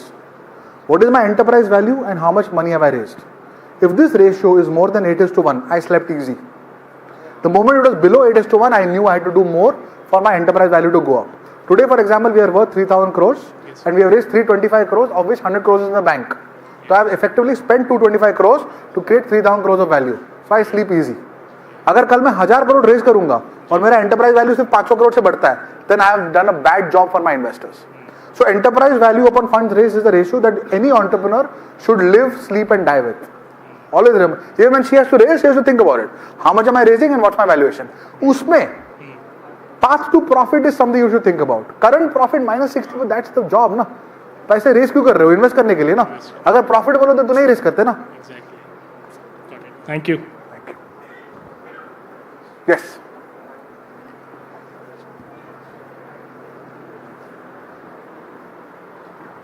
Hi Chandra sir, मैं आपको podcast में बहुत देखता हूँ sir, और जो आपका नया पॉडकास्ट आ रहा है जहाँ पे आप मतलब जो नए क्या नाम है फाउंडर्स को आप उनको समझाते हैं क्या करना है, कैसे बढ़ना है, क्या करना है. तो सर मैं एक क्वेश्चन था आपको, जैसे सर ये बेसिकली जो जिलेट है वो एक कॉमोडिटी है, तो आपने उसको नहीं सर एक कॉमोडिटी मतलब कॉमोडिटी एरिया है वो सारा. कहाँ से कमोडिटी है बॉस? शेव सर, कमोडिटी कहाँ से हो गया? अब अगर कोई उसके लिए 2x प्रीमियम दे रहा है तो ब्रांड है वो, कमोडिटी बिल्कुल भी नहीं है. ब्लेड है, चाकू लेके जा रहा है चेहरे पे. Someone's taking sharp metal to their face every day while half asleep. It's a brand. It's a 90% branded business. तो सर एक्चुअली मैं हेयर कलर मैन्युफैक्चर हूँ, मतलब हेयर कलर मैं एक्सपोर्ट भी करता हूँ. किसका करते हो? हेयर कलर का. अच्छा. हेयर कलर का. हाँ. सो सर बेसिकली हम अच्छा कर रहे हैं उसमें, पर ये है कि आगे बूस्ट नहीं मिल पा रहा, आगे बढ़ नहीं पा रहे. आप मैन्युफैक्चरर हैं? हाँ जी मैन्युफैक्चरर. तो आपका मेन मोट आपका इनोवेशन है या आपका स्केल है? बेसिकली इनोवेशन भी है. हम बेसिकली अभी थर्ड पार्टी को करके दे रहे हैं, अपना ब्रांड भी है स्केच प्रोफेशनल के नाम से, हम आगे बेचते भी हैं उसको. अच्छा. पर ये है कि हम रुके पड़े हैं, तो मतलब एक्चुअली हम ऑफलाइन ज्यादा करते हैं, ऑनलाइन हमारा इतना डोमिनेशन नहीं है. अमेजोन वगैरह कहीं नहीं करते, सिर्फ फ्लिपकार्ट पे ज्यादा हमारा है. तो मैं आपको बहुत ही मतलब I will tell you, I work with 100 manufacturers in India and I will tell you what I have seen. I will not make a judgment on you, but from what I have seen, people who manufacture well struggle to build brands because they are cost first thinkers and then they are cost plus pricers. कि मैं 100 रुपए में बना रहा हूं तो 120 का price होगा. मैं ब्रांड का आदमी हूं, मैं 100 रुपए में खरीदूंगा आपसे, मैं ये सोच रहा हूं कि इसको 1000 रुपए में कैसे बेचूं, तो 1000 रुपए की स्टोरी बतानी मेरे को. ये जो मसल है ये मैन्युफैक्चरर्स में कम होता है. They are more honest than us. So that muscle you will have to build in my view if you want to take even sketch professional. आप ये सोच रहे होंगे कि ठीक है इस पे 10-20% प्रीमियम लगा दूंगा इस पे, और फिर offline बेचूंगा. Maybe that's how your team is thinking. Think multiplier. How do I take a 3x price and then what do I do? This is not about fooling the consumer. It's about packing the product with stuff that will price it at 300 rupees and not 100. Sir तब आप commodity से brand में जाओगे. Sir actually वो तो basically पूरा commodity है, मतलब वहाँ पे प्राइस बहुत चलता रहता है. हेयर कलर में आप मेरे को बेच दोगे यार हेयर कलर, कैसी बात कर रहे हो? सर वहाँ पे मतलब हम आप मैं ये पूछना चाहता, आप कैसे डेवलप करते हैं उसको, कि आप कैसे बूस्ट करते कि वो एक ब्रांडिंग फेस में चले जाता है? Find something that other hair colors are not having. That's how you break a commodity cycle. The way to break a commodity cycle is to get out of the cost curve. Because commodity cycles are about cost curves. Cost curves are about कितना सस्ता बनाओ कितना. That's a bad approach to building a category. ऐसा चीज बनाओ hair color में. For example, can you make powder for balding men? That's the opportunity in hair color. I don't think it's about staying hair color anymore. It's about powders for balding men. Because men don't want to use hormones on their head. Minoxidil का time गया. तो sketch professional में can you make hair powder which stays, does not get wet and sir जैसे cream अब offline ले लेंगे, so we'll need not take follow-up questions. But I'll catch you outside. Yeah, ma'am, on the first row, please, if you want to ask questions. Hi. Good afternoon. I'm Vandana from Forever Flowers Private Limited. We've brought in a very new category to India. We preserve fresh flowers. Wow. We're manufacturers of that. And we increase their shelf life to over a year. Wow. So we have a challenge here that, we're the first movers, but we're still not able to create a category. It's a complete push marketing that I have to do right now. So I would want some inputs from you on that. That was one. And then I have another question following. No, I think you put me on the spot. I don't know how to. You have to find a really compelling story which you can tell in 30 seconds. So is it about that? So at least for me, the hooks are emotion and value. Okay. Right. The emotion is that flowers are special. Whenever someone is gifting, flowers is a gifting occasion, right? When you gift someone a flower, right. After, like if I get a flower on a birthday or a special occasion, after 5-6 days, I see the flower dying. Sure. And for me, the emotion is that the feeling goes away with it. So, what's the name of the brand? It's called Versailles. The company is called Forever Flowers Private Limited. No, but the brand is Versailles? Yeah. So, is Versailles my capsule of memory for a year, which earlier would be 5 days? That's the emotion. Yeah. So, you have to find a way to tell that story. I guess you have to spend and pump in a lot of money to create this. No, you have to write the story. Write the story. We are trying. You don't need money to write a good story. You need a good story is free. Instagram helps you tell a great story for free.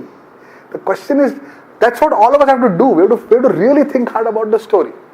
And then once you have that, then of course production, etc., etc. But you have to find the right one. And I think the other one is on the product itself. It will take time. Be patient. I can see the value in this. It will take time. So the next question is that how did you stay non-profitable for 10 years and keep going? What was your motivation? Yeah, but how did they believe in you? I mean, that's my question. Because if you take 1 rupee, you will give back 10 rupees.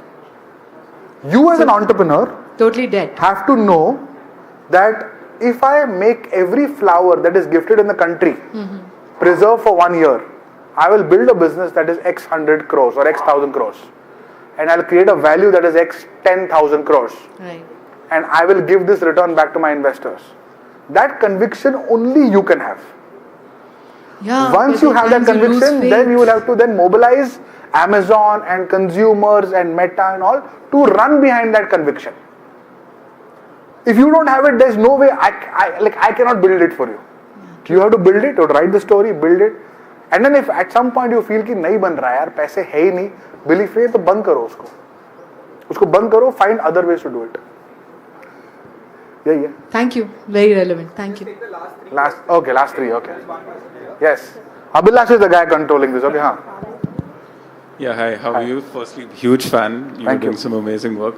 So, a little bit of context. So, my father has a good history in the supply of mobile line products.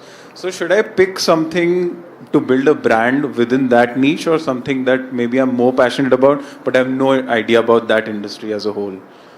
So, why are you passionate about it? Passionate about like other industries because, of my personal passions, and maybe I can talk about it for years and years to come. Then you know enough about it, right? Possibly. So, See, that's the thing. Passion is a bad friend. Discipline is a good friend. Okay? So passion is something that we sometimes overestimate the value of in a long-term way. So if you know enough about this new industry, but it's new, it's not on the, so your dad's business, very clear, your foundation, a lot of the things are solved. I think taking something from 100 to 1000 is far easier and more rewarding financially than taking something from 0 to 100. But 0 to 100 is, there's a beauty and romance to it कि मैंने बनाया खुद. तो आपको देखना कि what itch do you want to scratch? Is it the 100 to 1000 where you will make more money? For me, it's right now at 0 to 100. Zero. Then you have answered the question. You want me to validate the choice? It's harder but more valuable. Following your train of thought. But you should, again, your passion should not be the only reason to do it. Do it because you know enough about it. There is something you can do that the market is not doing, and that you can sustain that for at least 10 years. Any entrepreneurial endeavor, at least give yourself 10 years to do it well. But then am I not wasting what my father has learned over the past 20-30 years? You can't do both. दोनों हाथ पे पेड़े तो थोड़ा difficult है ना. Do you have a brother or a sister? Sister, yes. Sister should do that. You do this, and then you switch roles if you get bored. So focus on building what I have. Build conviction. Get your. How old is your dad, if you don't mind me asking? He's in his late 50s. He has enough time. So tell him कि बस 10 साल और आप संभालो, उसके बाद देख लूँगा मैं. अगर if I fail at this, I'll come back. So I'll probably focus on what he's built, right? That's the answer you wanted, no? No. All the best. All the best. Yeah. Sorry, Abhilash. Hello. Hi. I'm Chef Gauri, a chef with no sense of smell, who's built $1 million company in 3 years through Amazon Global by selling confectionery, aka sprinkles, to the Americans. Wow. Yeah, well pretty done. cool. Round of applause, That was a guys. 30-second story. My question was two, actually. One is, how much of your revenue is actually coming from global, specifically US? And how did you enter the US market? Because over there, value is also taken care of, and your loyalty is also taken care of. And it's mature. Yeah. So it's not easy. It's a very different ballgame from how India works. So that's a good point. So right now it's single-digit percentage revenues from the US because we're an Indian brand. We continue. Now we kind of want to make. If we were to build out a 2,000 crore company, I'm hoping at least 10% of that comes from the US. Yeah.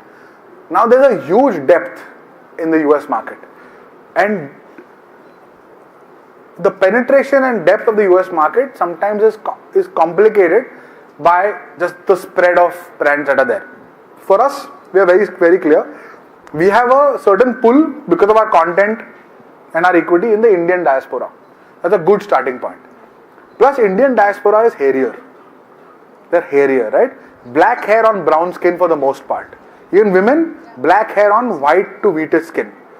As opposed to Americans who might have blonde hair on white skin or black hair which is curly on black skin. So those are difficult products for us to make. We're still making those. But Bombay Shaving Company will be about, and in that we are looking at certain categories where we feel like the Bombay magic will work. Like we're looking at oils, we're looking at massage, we're looking at fragrances and perfume, we're looking at Indianness through BSC. That's the right direction. Yeah, so stuff that won't work in India so much, but definitely works in the US. So that's broadly the strategy. But hopefully we'll take it to double digit over the next 2-3 years. Call me if you need help. Sure. Thank you and all the best. Thank you. Hello. Yes, Abhilash. Sir, one last question. Yes. Hi sir, hi everyone, मेरा नाम सोहेल है and मैं 21 साल का हूँ and मेरा brand name black Jones है जो eyewear sunglasses and spectacle frame sell करता है. Sir, we are on the same boat but आप थोड़ी बड़ी बोट पे है और मैं एक छोटी बोट पे हूँ. So I just want to ask, जैसे आपका कॉम्पिटिटर जिलेट था, ठीक है, और आपने स्टार्ट किया छोटे से, वो काफ़ी पहले से मार्केट को जो है कैप्चर करके बैठा हुआ था. एज सेम मेरा ब्रांड जो ब्लैक जोन्स है एंड लेंसकार्ड मेरा कॉम्पिटिटर है, ठीक है. So in that I just want to ask कि जैसे इतनी मार्केट उसने कैप्चर करी हुई है, एज सेम आपको भी उस फेज़ के अंदर कैसे आपने लाइक आइडेंटिफाई किया कि हाँ इस टाइम पे ये स्टेप मेरे को लेना है और इस हिसाब से मैं कैप्चर कर सकता हूँ. तो आपका कॉम्पिटिटर लेंसकार्ड है ही नहीं. I just want to ask like level. So I'll tell you what. 80% of men in India who shave use Gillette. Exactly. But are 80% of people in India wearing spectacles, wearing Lenskart spectacles? That number is under 1%. तो आपको Lenskart का model पसंद है लेकिन वो आपके competitor है नहीं. Lenskart का 1000 करोड़ का प्रॉफिट है, 1000 crore. Profit pool in eyewear is upwards of 2 lakh crores. 0.5% भी नहीं है उनका, वो उनको क्यों कॉम्पिटिटर मान रहे हो आप? आपको वो करना है जो उन्होंने किया हुआ है, लेकिन वो कॉम्पिटिशन थोड़ी है। कॉम्पिटिशन वो होता है जो आपके कंज्यूमर को ले जाता है आपसे। आपका कॉम्पिटिशन दयाल ऑप्टिकल्स और जीकेबी और रोड साइड आईवेयर वाले हैं, not Lenskart. Unless you are saying कि ऑनलाइन में Lenskart is 60% offline now, so they are not your competition, so get that out of the head. Exactly, but that you want to follow them does not make them competition. Okay, but I want to say like उसका एक brand है Vincent Chase करके, in that all over India I just competed that brand in 2024 in polarized sunglasses. I was on rank 2 top of India. Correct. So in some categories, yes. Yeah, in some categories. But I want to ask like in other like UV protection, polarized and blue light blocking glasses, जैसे आपको तो power वाला है, but I am in a fashion category जो Lenskart का एक second brand है Vincent Chase और Jane Jacob. So like that आपको क्या motivate करा कि नहीं आप उनको छोड़ो, आप अपना बनाओ। आपको वो जो आपका जो ब्लैक जोन्स का जो ब्रांड है वो बनाओ। Okay. एंड उसमें again who am I why buy me वो क्लियर होना चाहिए आपके ब्रांड के लिए। फिर उसमें आपका लेंसकार्ट का कंपटीशन हो, उनके कोई ब्रांड का कंपटीशन हो, कोई और कंपटीशन हो, I don't know what it is, but for you need to be very clear that here is what I will sell, here is why the consumer should buy it, and then just tell stories on just this. बाकी distract मत, आप 21 साल के हो ना, तो अभी distract मत होना इन चीजों से कि मैं किसको क्या बताऊंगा, मेरा लिंक्डइन पे क्या स्टेटस होगा, इंस्टाग्राम पे क्या फॉलो। बस your brand, your product and your consumer, यही रिलेशनशिप है। और जितने ज्यादा कंज्यूमर को आप ले आओगे, आप लेंसकार्ट से नहीं ला रहे हो उनको, आप उनको अपना प्रोडक्ट बेच रहे हो, इसलिए वो आ रहे हैं। तो I am very happy to see that you know someone like young like you is so clear about the product opportunity, but don't treat a high mention PR friendly company which is done very well. Don't confuse share of voice to market share. It's very different. Thank you. So how do you understand about... One sec. One last question, and this is a bonus question from our own Amazon team. Okay, cool. Yes. Hi, Chandru. Hi. So I have a very basic question, and it's been in my mind since some time, right? So whenever you launch any new product as part of your brand umbrella, how do you define or how do you measure the impact of a founder-fronted creative versus any traditional campaign? I mean, how would you measure? I really don't know the answer. In fact, today when I came in, Abhilash asked, I think Abhilash only asked the question, no? That are people here for Bombay Shaving Company or for me? And I really hope. By the way, on that graph, right, if you search for Shantanu Deshpande, the line hugs the x-axis. No one is searching for me. No one searches for me. The brand is far ahead. But our founder-fronted creatives work very well. So sometimes, I think in today's world, I feel, consumers are looking for authenticity of story more than value that comes from the product. And putting the person like Shashank at Whole Truth, for example, is a beautiful example of someone who lives his brand. Every time you see his face, you feel like he stands for that protein powder. Oh, उसने कितना उसमें date डाला है, ये है, whatever, right? तो उसका चेहरा देख के खरीद लेता हूँ मैं. Even though I feel like the Whole Truth is now a big brand in itself, so I think there is something there. I have not been able to quantify it, but I think the authenticity factor premiumizes the ROAS on those creatives. I think so by 30-40% minimum. It's good for us, but I have to spend more time on photo shoots, so that's the unfortunate part. But you guys have been a great audience, and Abhilash and Madhurima and everyone at Amazon, thank you so much.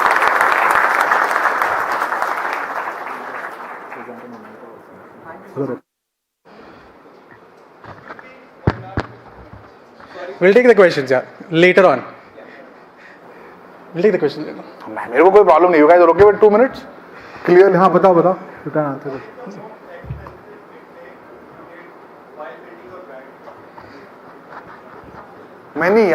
Many mistakes. So many mistakes. यार मेरा DNA product का DNA. So when you have a product DNA, so there are only certain systems that can work in a company. When you are a product company, you cannot be a service company, or at least when you are very small, you can't do. So हमने Bombay में we started laser clinics because we thought laser hair removal is also something we should offer. So we hired dermatologists and bought laser hair removal machines and 3-4 crore लगा दिए उसमें हमने. बहुत सोच के कि हम 50 लेजर क्लिनिक्स का काया को बीट करेंगे, ये है वो है, लेकिन वो चला नहीं. तो we realize then that that if you're a service company, building products is hard. If you're a manufacturer, building brand is hard. If you're a brand builder, manufacturing DNA is hard. So you have to figure out what systems work, and then don't invest outside those.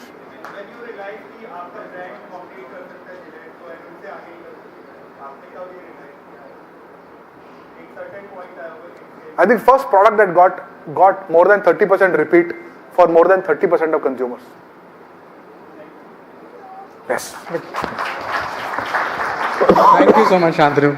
That was honest, insightful, and packed with lessons every founder and brand builder can relate to. Let's give him another huge round of applause, please. I'm going to call on stage Pulkit Nanda to present a small vote of thanks for Shantanu.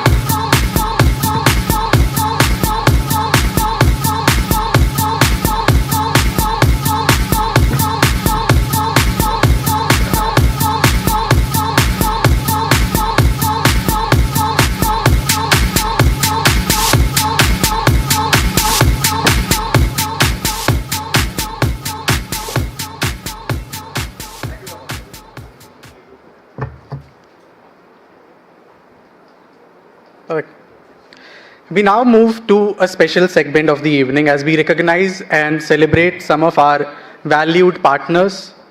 I'd like to call Shamila Majumdar from Global Selling Partner Management Team on stage for the Partner Award ceremony.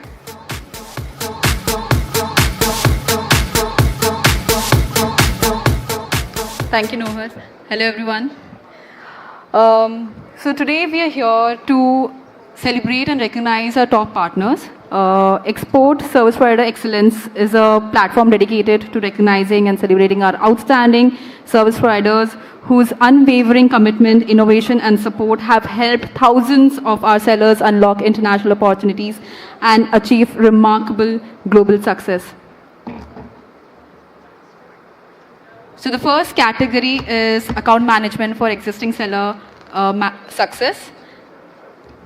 I would request Pulkit to please come back on stage to present the award. And the winner for existing seller success is Divrit. I would request the entire team of Divrit to please come on stage. So founded over a decade ago, Divrit offers e-commerce, growth and marketplace management partnership to sellers, helping brands scale across India and global marketplaces. Divrit has supported over 250 brands across multiple marketplaces. They have their office location in Noida. That's a huge team.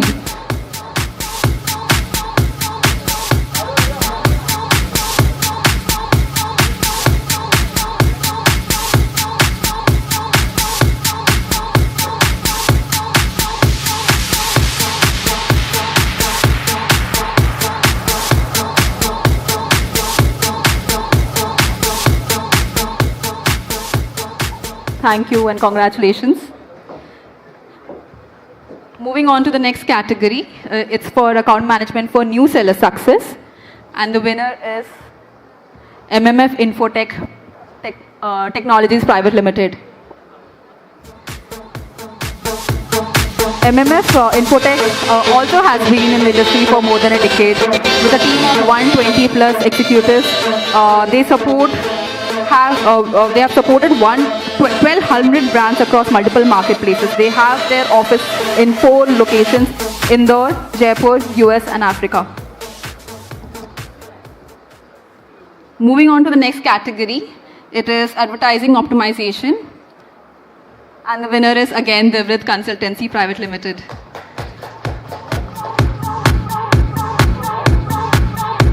Okay, again the huge team comes on stage.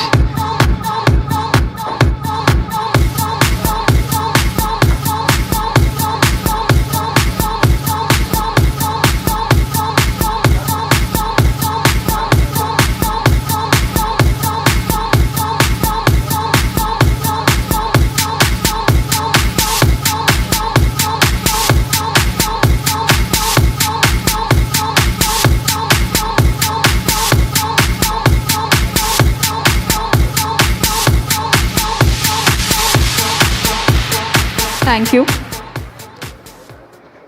Moving on to the next category, it's compliance. And the winner is Purushottam and Associates. I would request the team to come on stage.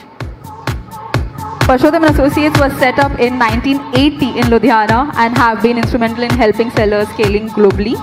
They are a team of 25 people specifically for e-commerce. Congratulations.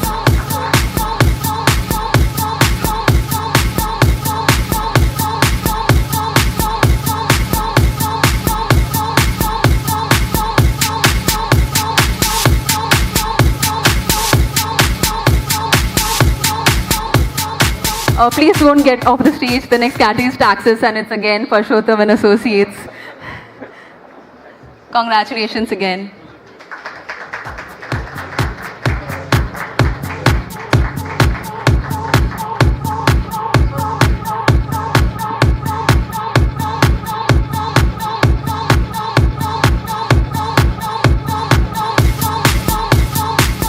Thank you. And the last category is international shipping. And the winner is Ship Global. Ship Global is one of India's leading cross-border shipping platforms, having enabled over 25,000 exporters and e-commerce sellers to ship to 220 plus countries and territories.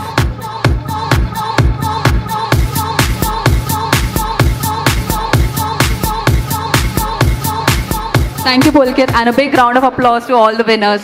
Thank you so much.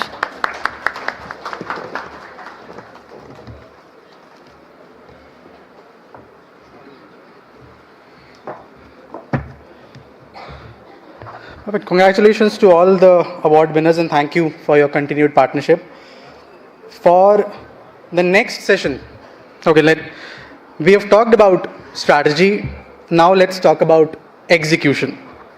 Because in reality, Prime Day is just about 2 weeks from today, and which means that preparation becomes very important. Our next speaker is Himanshu Gaba, co-founder of Adsify, a specialist Amazon advertising agency built from ground up. With more than a decade of experience in e-commerce and Amazon advertising, Himanshu has helped scale more than 200 brands through Adsify and today manages more than 100 crores in annual spends and has contributed over 900 crores in GMV. His focus is simple: helping brands turn advertising into measurable business growth. Please join me in welcoming Himanshu Gaba. Come on guys, a huge round of applause please.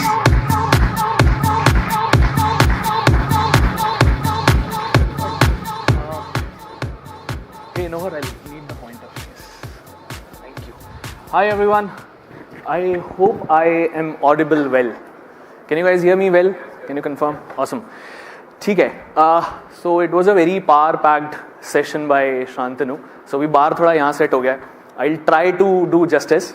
So yeah, today's session we'll talk about the preparation for Prime Day, and I'll take you into the tactics, how you can actually execute and win. Now these strategies that I've tried to put in this deck, all this is battle tested, learned by working with these brands that we have worked with in our journey.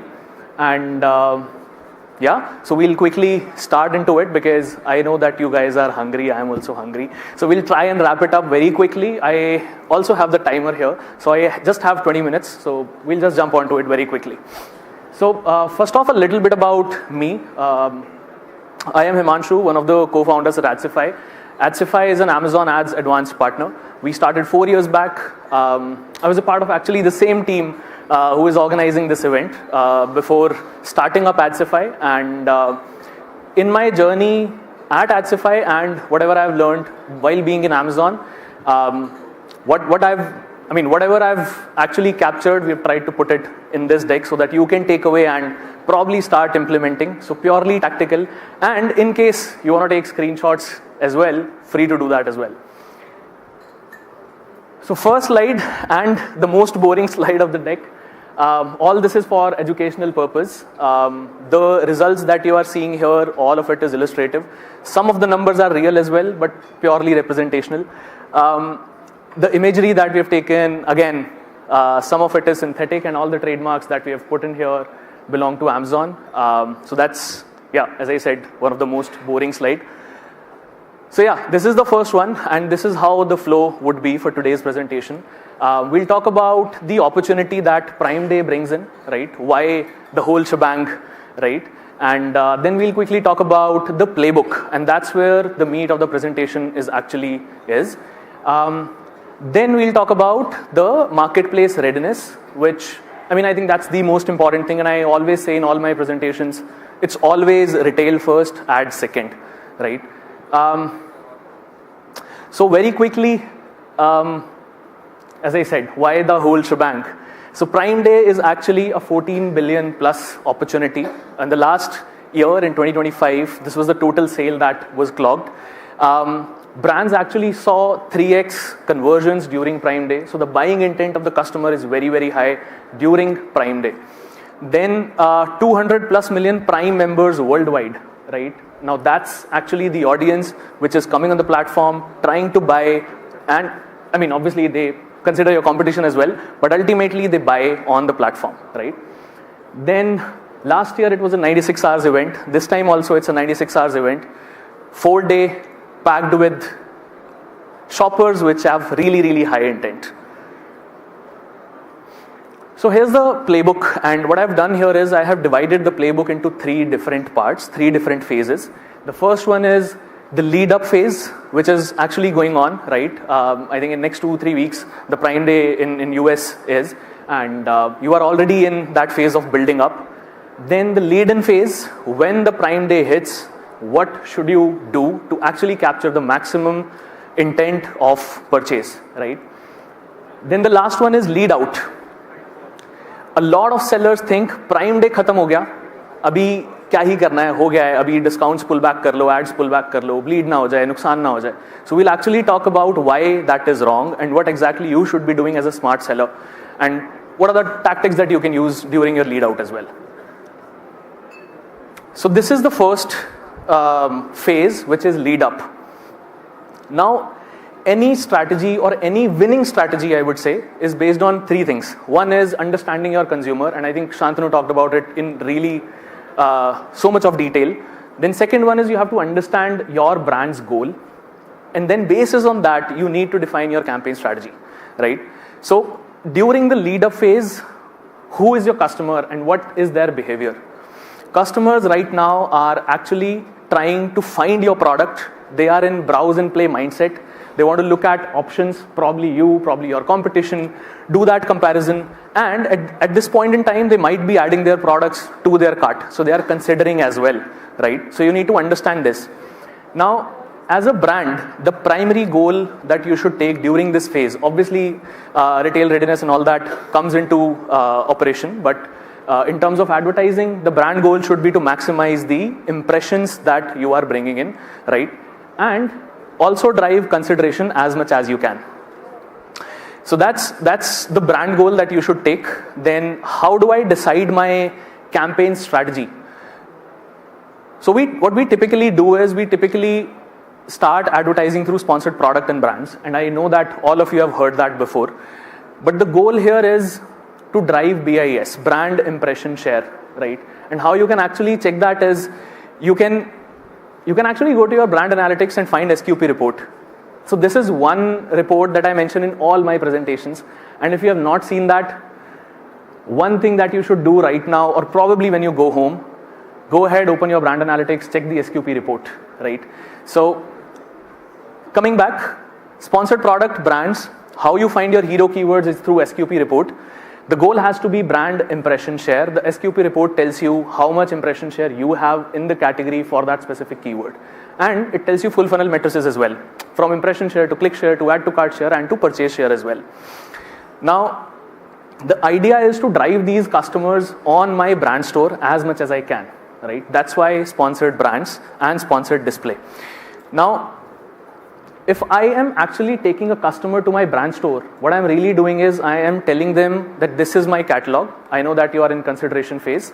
Come along and probably check what do I have to offer, right? So, and again, it is not just cross-sell, upsell that you're trying to do through brand store. It is more than that. Why it is more than that is because brand store is your own real estate and it drives that brand recall that you are looking for. And remember, during this phase, the goal is to drive as much brand impression share as possible.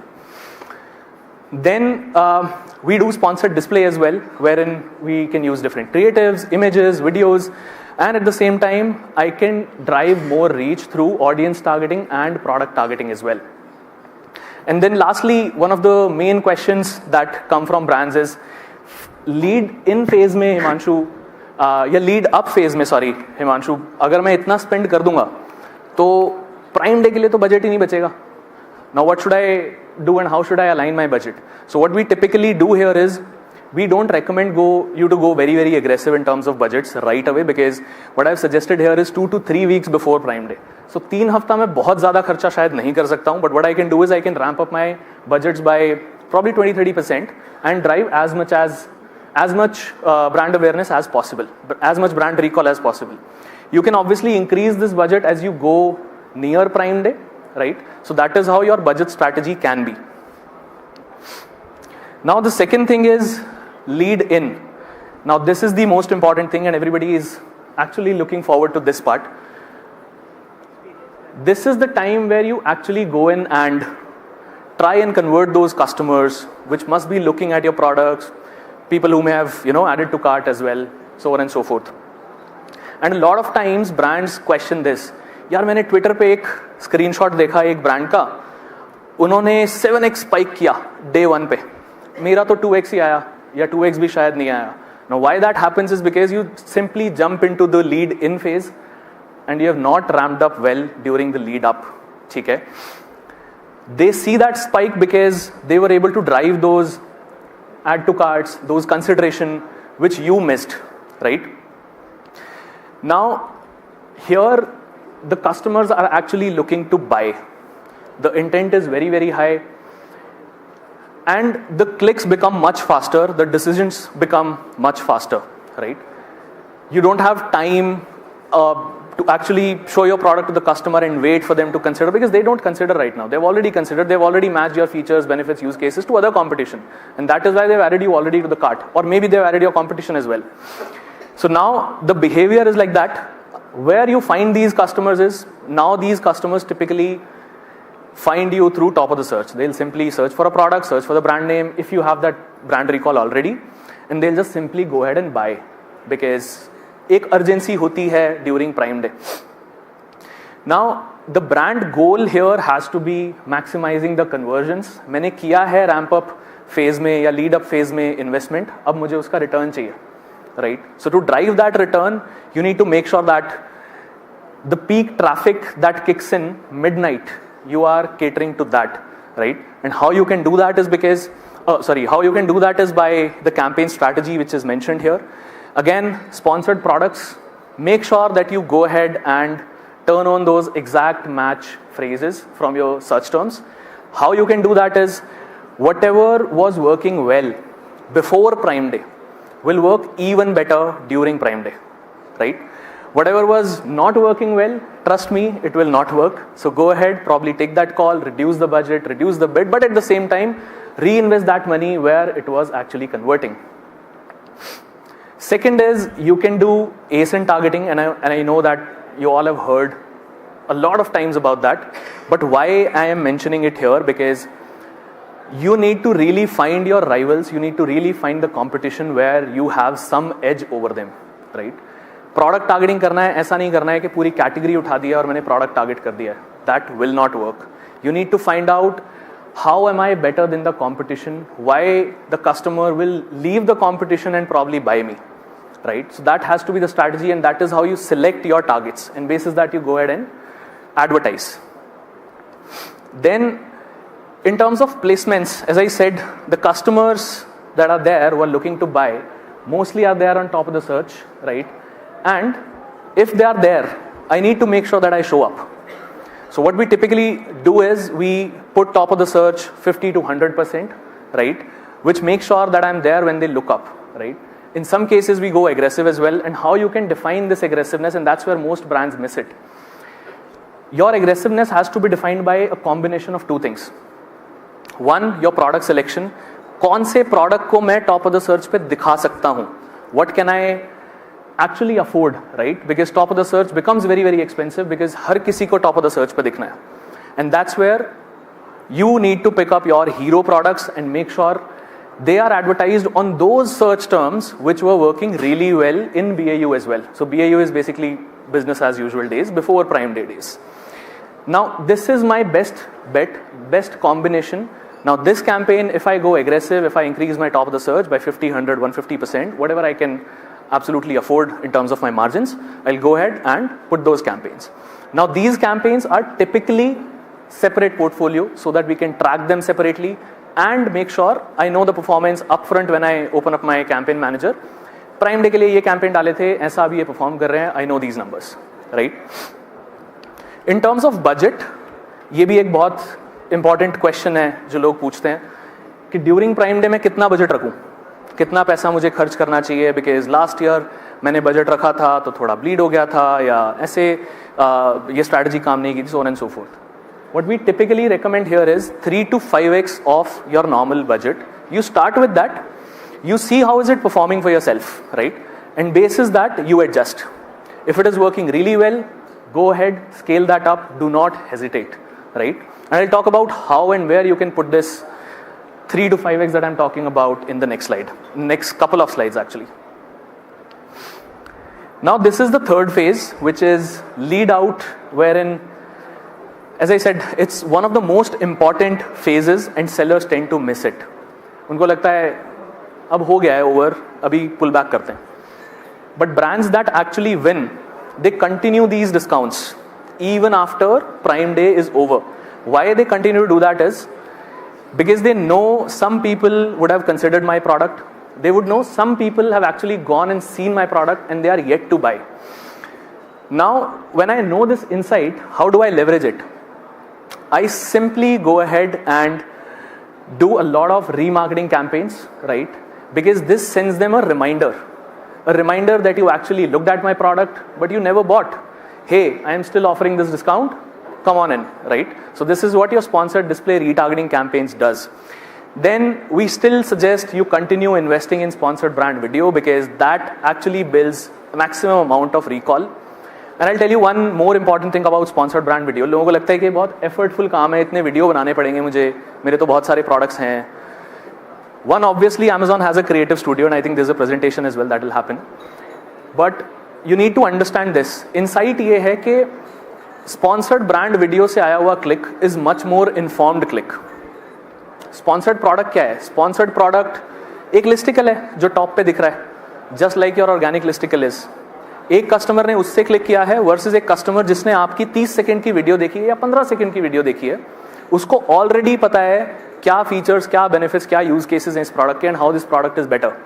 So you go ahead, click that product. Now this is much more informed click already, which increases the chances of conversion, right?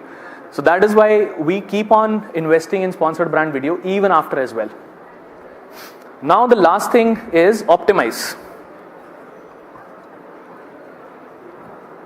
Now when I say optimize, how do you optimize? You need to find out your winners. How do you find your winners? Search term report. Now that's your gold mine. That's where you enter, you find out opportunities, you find out keywords, placements, product targets, competitor targets which have worked during Prime Day. Now since you have invested so much of money, 3x, 5x, 10x of your budget, now take something out of that, and this is that gold mine wherein you will be able to find keywords, placements, as I said, which you should be harvesting into your manual campaigns, right? Probably put some higher budget to that, higher bids to that, because you know now this is working well for me. During Prime Day this worked really well. I should be able to scale it further. Now as I said, it's always retail first, ads second. Now why I say so, and I know you will say listings, inventory, Himanshu, ये बहुत लोग बात करते हैं, मुझे पता है. मैं फिर भी हाईलाइट कर रहा हूँ, इसलिए हाईलाइट कर रहा हूँ बिकॉज सब कुछ पता होने के बाद भी चीज़ें मिस हो जाती हैं, right? Make sure that your listings are top notch before you spend any penny on advertising. Listings top notch नहीं है, कन्वर्ट नहीं होगा customer, that's my sales rep, right? And if the sales rep is not ready, trust me, कोई फायदा नहीं है. बहुत ज़्यादा एडवर्टाइज करोगे, कोई फायदा नहीं है. In listings, what you really should be doing is, if you are selling globally on marketplaces like US, make sure that your content is localized. ठीक है, इंडियन कंटेंट लेके अगर मैं यूएस में एडवर्टाइज करने की कोशिश करूंगा, नहीं आएगा outcome. They don't relate to your product now. Make sure your A+ is there, your brand story is there. Make sure your brand store is actually live, right? So that is a part of retail readiness. Second thing is inventory.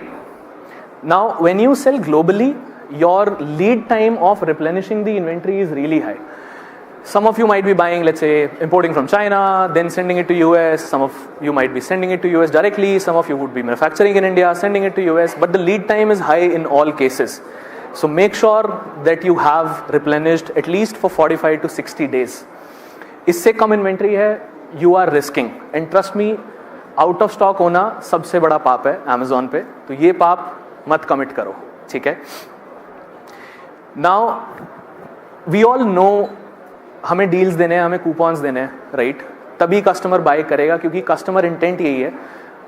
उनको पता है prime day है, discount होगा, मैं तभी purchase करूंगा. Still a lot of sellers miss here. They feel ठीक है 5% ऑफ कर दूंगा तो चल जाएगा, right? But trust me, customer is smart enough. उनको पता है कि आपने प्राइस बढ़ा के 5% गिराया है, 5% गिराया है या 30% गिराया है. They are looking at your listings much, बहुत पहले से वो देख रहे हैं, राइट? उन्होंने ऐड टू कार्ट करके रखा है. And that is how that spike that you see on day 1, वो वैसे ही आता है क्योंकि ऐड टू कार्ट जितने हैं वो कन्वर्ट हो रहे हैं. And your deals, coupons, discounts actually decide कि उस ऐड टू कार्ट में से कितना कन्वर्ट होगा. Then obviously pricing, we talked about it. Then lastly, it's on ads. Campaigns, Prime Day के लिए अगर मुझे लाइव करना है तो Prime Day पे लाइव नहीं करना है, right? Even if you are creating some isolated campaigns for Prime Day specifically, at least 3 to 5 days before you have to go live. And as I mentioned before as well, you have to create dedicated Prime Day campaigns, so the analysis becomes much more easy. You can allocate your budget to those portfolios separately. And then lastly, search term audit done. Again, I repeat, the insight is whatever is working really well for you before Prime Day will work even better during Prime Day, and whatever is not working during BAU will fail even miserably. Okay? So take your calls basis that. Now you know where to invest your money. Now, I talked about 3 to 5x budget. You start with that, but the next question, follow-up question is, ये पैसा लगाना कहाँ है? How should be the distribution for my campaign type? Sponsored product है, brand है, बहुत सारी चीज़ें. मैंने टॉप ऑफ द सर्च की बात की, मैंने dynamic bidding up and down बताया, मैंने बोला एग्जैक्ट फर्स्ट कर लो, बट पैसा जाएगा कहाँ? So this is a typical split. If you want to take a screenshot, probably go ahead. This is where the budget goes.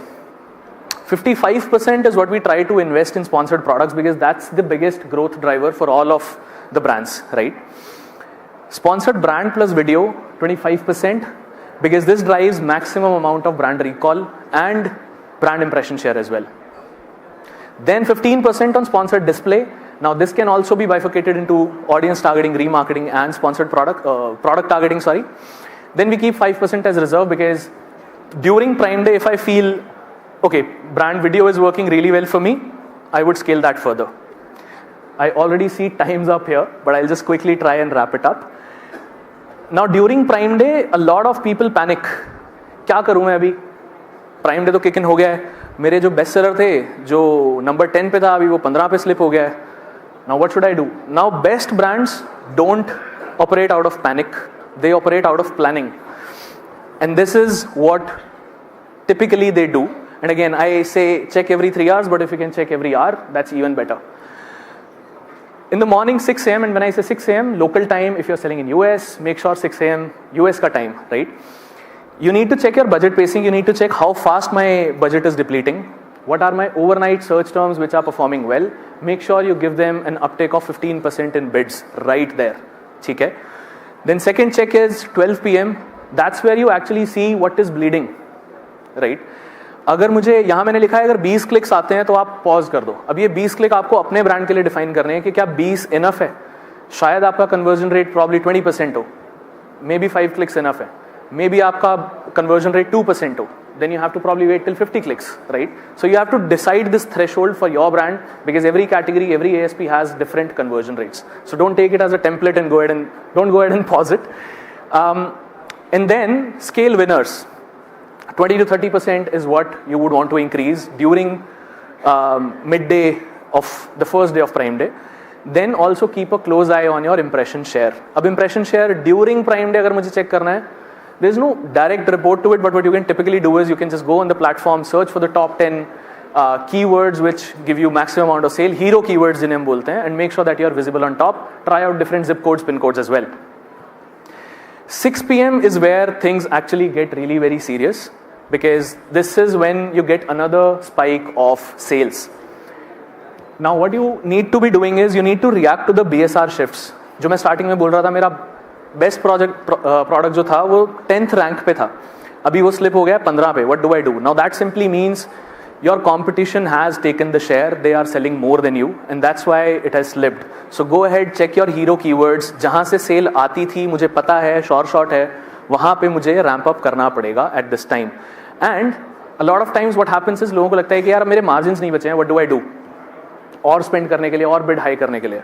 You need to look at Prime Day as a momentum building exercise, not just money minting exercise, right? Obviously we all are here to make money, but at the same time momentum actually lasts longer, right? एक दिन शायद I might be at a cost to cost, no profit no loss, or maybe I might make a loss as well, but if that gives me momentum for the next 1 month or the next sales, that is actually where you need to be looking at. ठीक है? So strategy has to be backwards of that.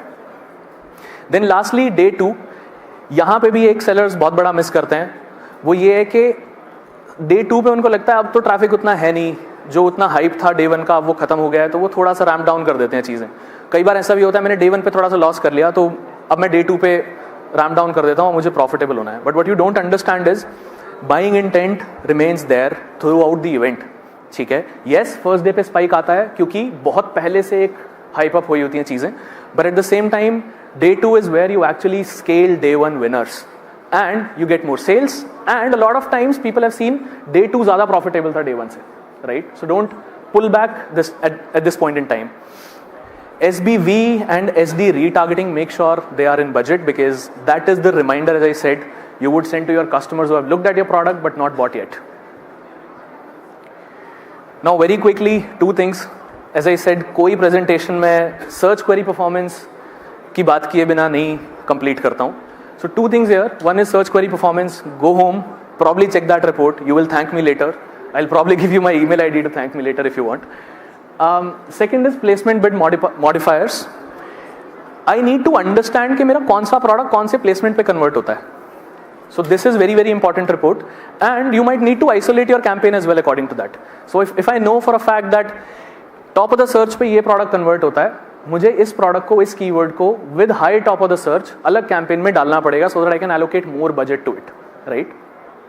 So that is how placement bid modifiers actually help. Now this is what actually Prime Day prep delivers. These numbers are actually real. Some of our brands, for example Health and Personal Care, one of the brands that we manage, they got extra $50,000 during Prime Day, those 4 days, and at a 17.3% ACOS. Now people who are in Health and Personal Care category, you would know 17% is a dream ACOS, right? Then similarly 1.4 million in revenue at 21% ACOS. This was a phone accessory brand. 2.6 in ROAS for a wall decor brand, and 58.5% uptick in ad sales for a cleaning tools brand. Now, as I said, the time was up, so I had to rush few of my slides. But in case you have any questions, you will find me there at the booth of Adsify, or maybe I'll be enjoying the dessert outside, so you can catch me there as well. Here is my email ID in case you want to drop any questions or any suggestions, any feedback. I'm open to that. So yeah, that was my time. Thank you so much. I hope I've not taken a lot of your extra time.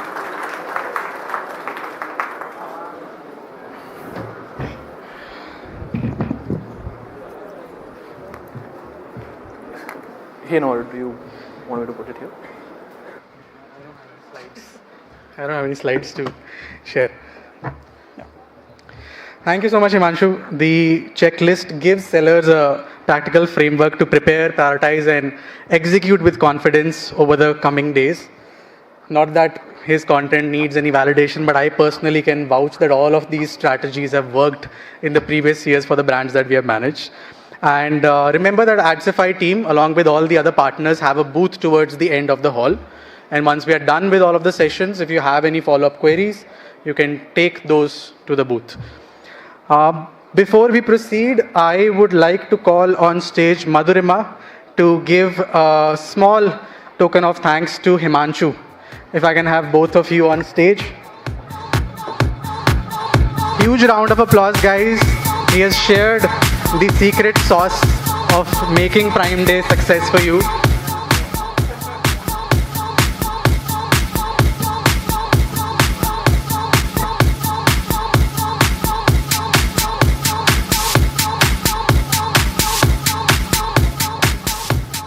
Thank you, Himanshu. Thank you, Madhurima.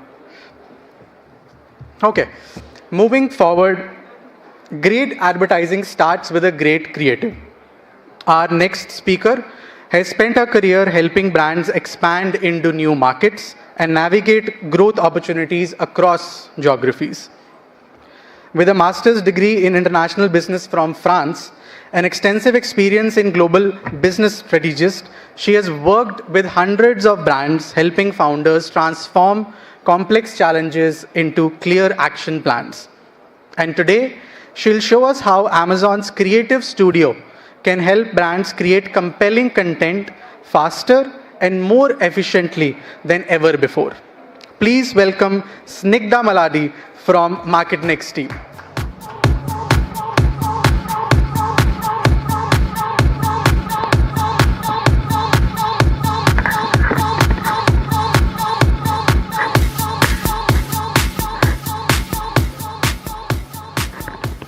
Thanks, Nohar, for the introduction. Good evening, everyone. How are we today? How are we this evening? Good? Tired? Waiting for dinner? Yeah, me too, actually. So, anyway, before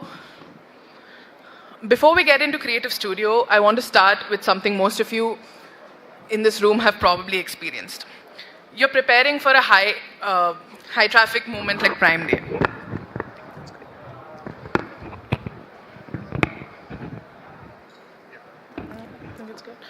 Can you all hear me?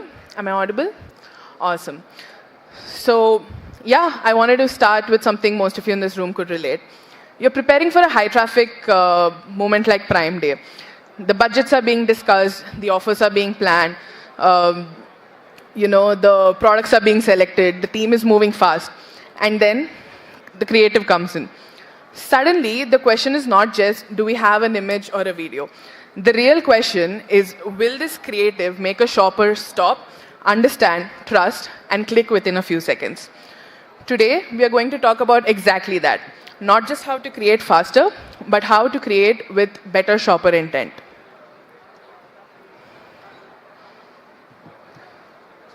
So let's just take a few seconds to go over the disclaimer. Okay, moving on. Let me begin with a few lines brands often hear from agencies, marketplace teams, and ad partners. The creative looks good, but the reason to click is not clear. This feels more like a brand post than an Amazon ad. The product is visible, but the buying reason is weak. The first 3 seconds of the video are not doing enough. The same creative may not work for a new shopper, a deal seeker, and a repeat buyer. We need more versions before Prime Day, not more revisions during Prime Day. Now, a quick show of hands if you've heard some version of this feedback before. Yeah? So, that is the tension we're solving today, because most of the time, the issue is not that the creative is ugly. The issue is that the creative is not doing what the ad needs it to do. So this is how a traditional setup usually works. The brand owner has brand insights. The growth marketer has sales and performance insights. The designer receives the brief and creates the deliverables. In theory, this makes sense. But in reality, the insight often gets diluted by the time it reaches the creative output. The founder knows the customer. The performance team knows what is selling. The designer knows how to make it look good. But Prime Day does not give us enough time to keep passing context from one person to another.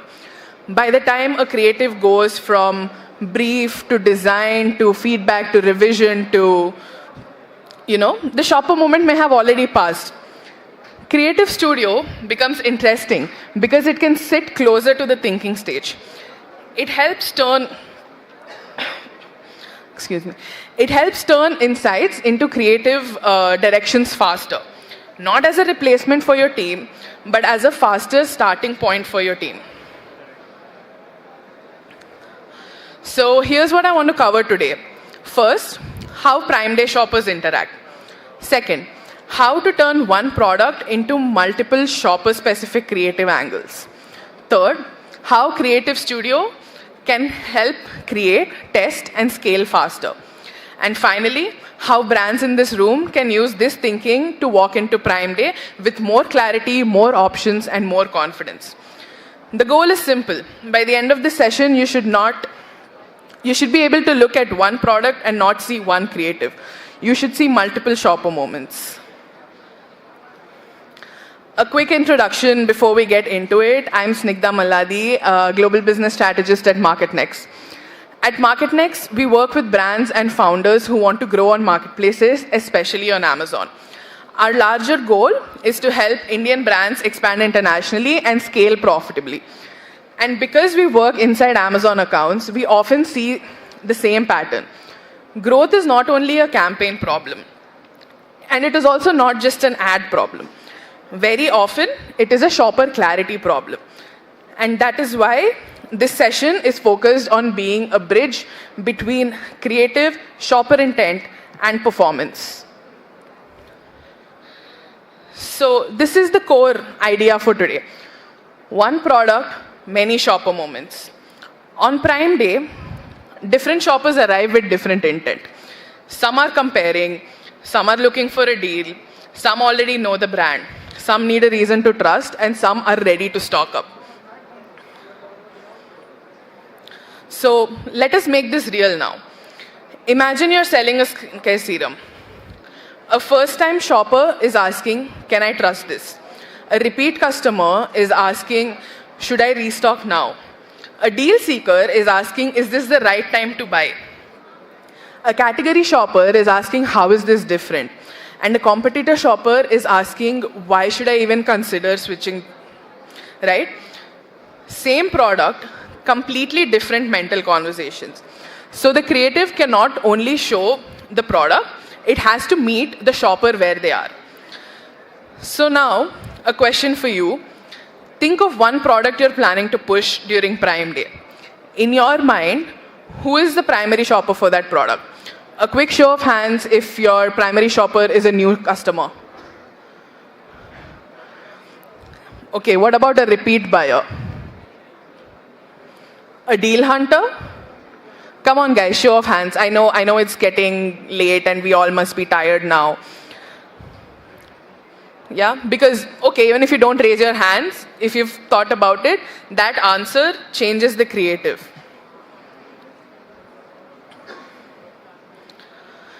Prime Day shoppers are not browsing slowly. They are quickly comparing price, reviews, images, offers, deliveries, and alternatives. This is important because Amazon is a very high comparison environment.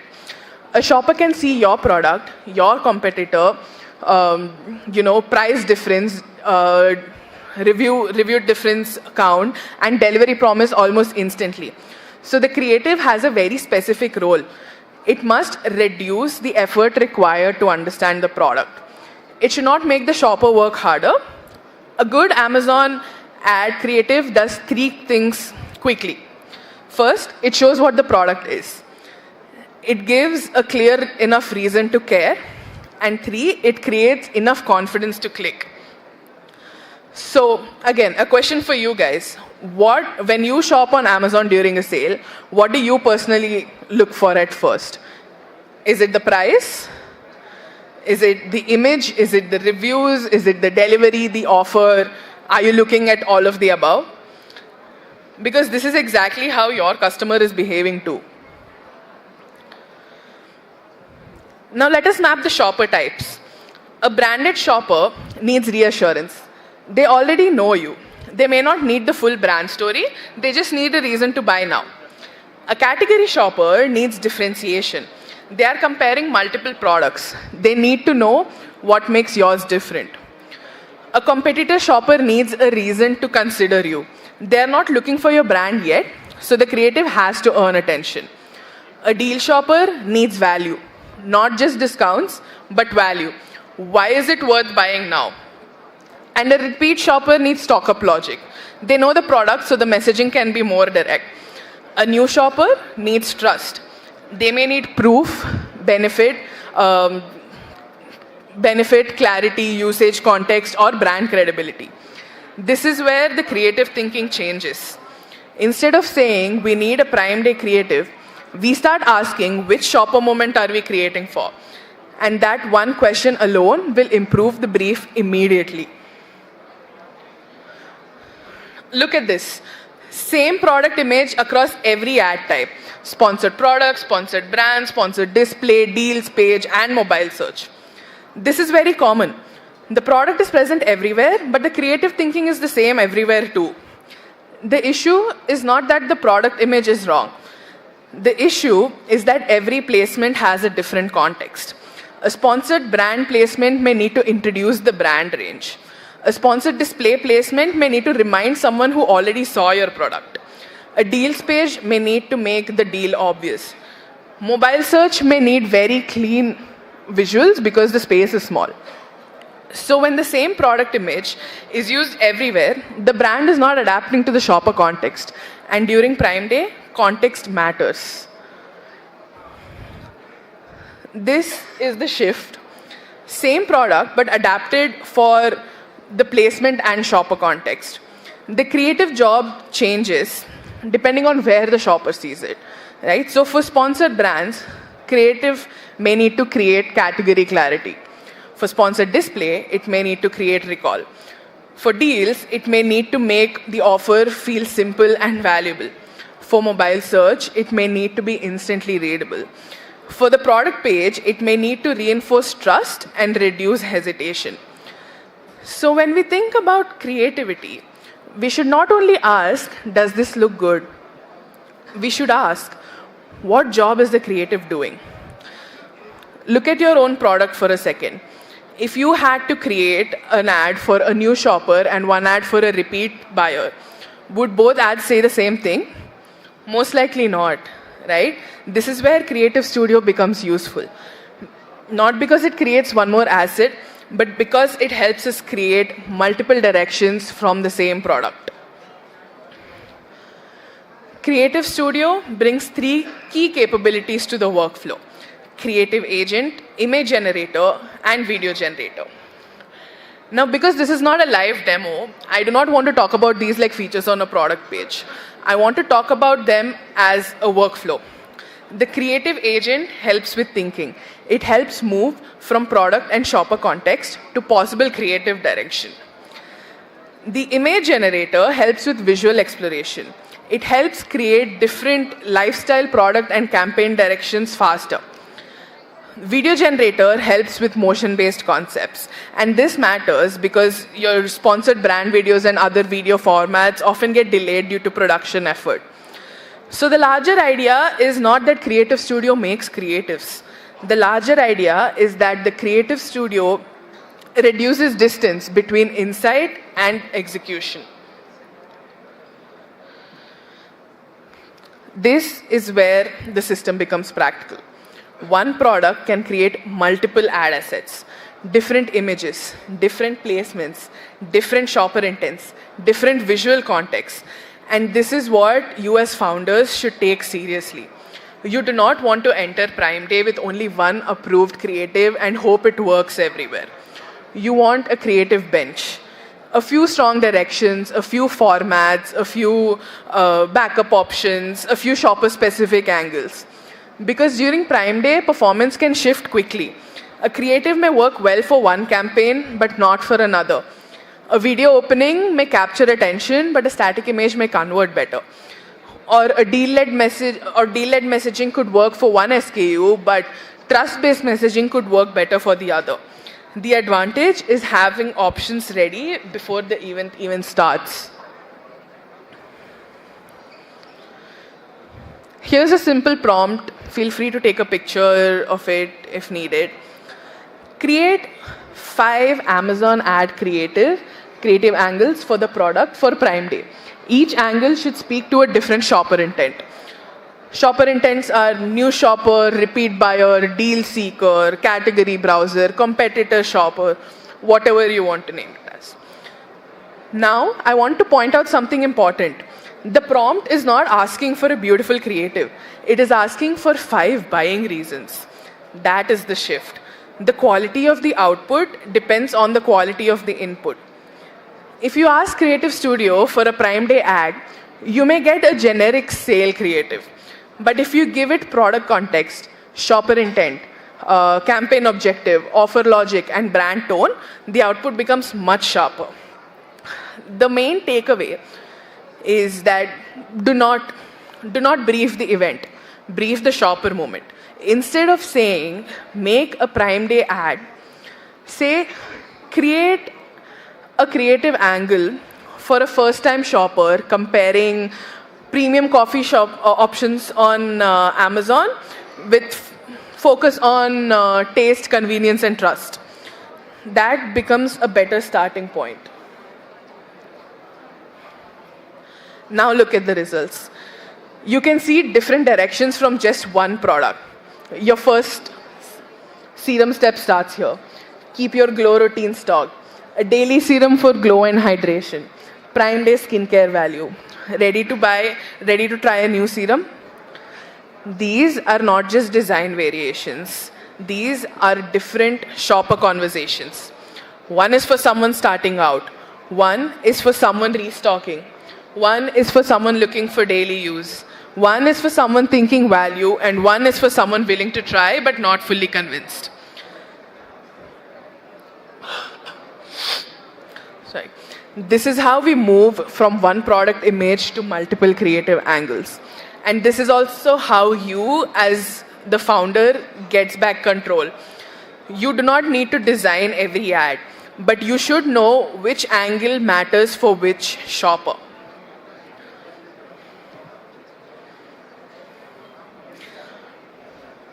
Versus one creative trying to communicate everything. When we try to say everything in one creative, it usually becomes very crowded. The product, the brand, the offer, the CTA, the urgency, the trust, all fighting for attention. But Prime Day shoppers are moving quickly. So instead of overloading one creative, we can separate the job. The product stays the same, the buying reason changes. That is the main lesson. Now let us make this actionable. The workflow is simple. Generate angles, create variations, test small, pick winners, polish, scale. This is important because Prime Day should not be the first time you find out which creative works. Use Creative Studio before Prime Day to create options early. And then test. Test the hook, test the visual, test the benefit, test the offer language, test the video opening, and the campaign fit. You do not need to overcomplicate this. Even small pre-event campaigns can tell you something. You should not walk into Prime Day with just opinions. You should be able to walk in to Prime Day with signals. Another question for the room. Show of hands if you currently test creative angles before a big sale event. Okay, I see very few hands. If you don't do it, or if those of you who raised your hands want to do it more often than you wish for, then Creative Studio is a great way to start. Create more options earlier. Learn before the event and scale what has already shown promise. Before Prime Day, ask these 5 questions. Which SKU deserves Prime Day traffic? Because not every SKU deserves Prime Day traffic. So I'd say Pick the products with the right mix of demand, inventory, reviews, margin and conversion potential. Second, which shopper are we speaking to? New shopper, repeat buyer, category browser, deal seeker, competitor shopper, right? Third, what reason to buy are we giving them? Is it trust? Is it value? Is it convenience? Is it better outcome? So think about that. Fourth, which creative angle should we test? Do not test only the design, test the buying reasons. And fifth, which winner should get budget? Once you see what is working, give it more support. The framework is simple. 1 SKU, 5 shoppers, 5 angles, test early and scale what works. This is the most practical thing to do. Now this is the evolving reality. Earlier, the brand owner, the growth marketer and the designer worked in a linear chain. Now creative studio sits in the middle. The brand owner can bring brand insight. The growth marketer brings sales insight. Creative studio helps convert that into sharper direction. The designer has a stronger starting point. And this is not about replacing the designer, but it is about improving the brief before the designer starts. It is also not about removing founder thinking. It actually makes founder thinking more important because once creative becomes faster, the real questions become sharper. Who are we speaking to? What should they believe? What do they do next? Which creative angle deserves budget? Creative studio gives speed, but strategy decides where that speed goes. To close, I want to leave you with one thought. Prime Day is a high intent moment, but high intent does not mean automatic conversion. The shopper still needs clarity. The shopper still compares. The shopper still hesitates. The shopper still needs a reason to choose your product. So as you prepare for Prime Day, do not only ask, are my creatives ready? Ask, are they speaking to the right shopper? Are they clear enough for mobile? Are they matched to the campaign? Are they giving a real reason to click? Have you tested enough before the event? And if you have to take away one thing from today, take this. One product can have many shopper moments. Your creative should match the moment. Thank you. Also, we have some Prime Day readiness checklists for you available at our booth, and we'd love to have a chat and understand where you're going. Thank you.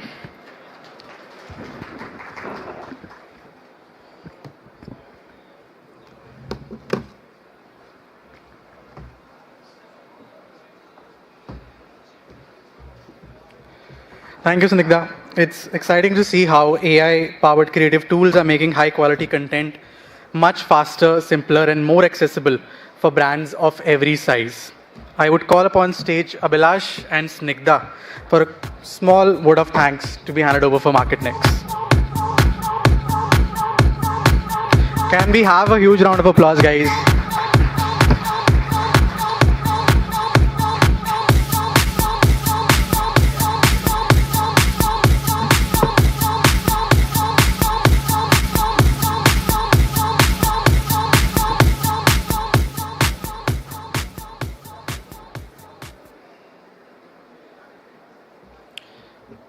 Okay, so we have covered the advertising strategy, we have covered brand building, global selling, and creative generation. But we are not done yet. We have 2 more powerful sessions coming up. So stay with us. As brands grow, reaching customers at every stage of journey becomes increasingly important. Our next speaker built the Amazon DSP practice at Hector from the ground up over the last 18 months. Before joining Hector, she spent more than 6 years at Amazon working closely with retail media and programmatic advertising during some of its most formative years in India. And today, she'll walk us through DSP, that's Demand Side Platform, and AMC, Amazon Marketing Cloud, and how brands can use full funnel advertising to create a lasting competitive advantage. Please join me in welcoming Anjum Ara from Hector.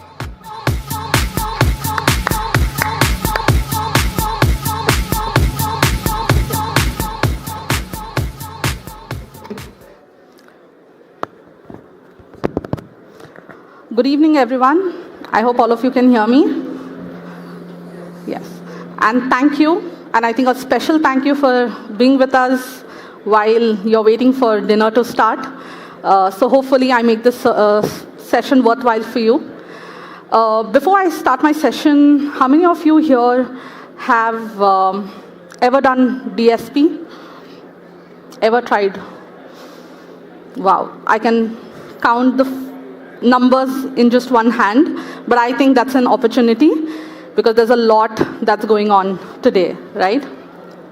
So what we'll cover today is we'll discuss about why full funnel even matters, because all of you are active on sponsored ads. You think that's enough, business is growing, so why do you need to do anything beyond that? We will talk about what is DSP, how that gives you more reach outside of just what sponsored ads is giving you today. The more I talk to sellers like yourselves, I see that there are a lot of myths around DSP, which genuinely is holding sellers who have the budgets, who have the intention to actually start DSP. We'll talk about AMC, how that intelligence layer actually helps you build the entire full funnel strategy for your own brands. We'll see what it means for DSP and AMC to work together and how it actually compounds your full funnel. And of course, it's Prime Day, so we do want to leave something on the table for you that you can get started on immediately. So talking about the event day, right? Prime Day, I think somebody else also has put these numbers on the slide. So Prime membership by far is the biggest retail membership program today in the world, with 240 million plus members across the globe, right? And Amazon, of course, reaches 90% of the US households. So what this means is, in Prime Day, brands who really actively participate through deals, retail readiness, advertising, reaching out to the right audiences, have a huge opportunity. And of course, we see that in numbers. And brands who participate actually do 3x times more uplift on Prime Day versus brands who don't, right? But what is the challenge? The challenge is all sellers today, except for the few who raise their hands, are all only focused on bottom of funnel, right? All of you are trying to reach out to the same shoppers, people who are going to come and search.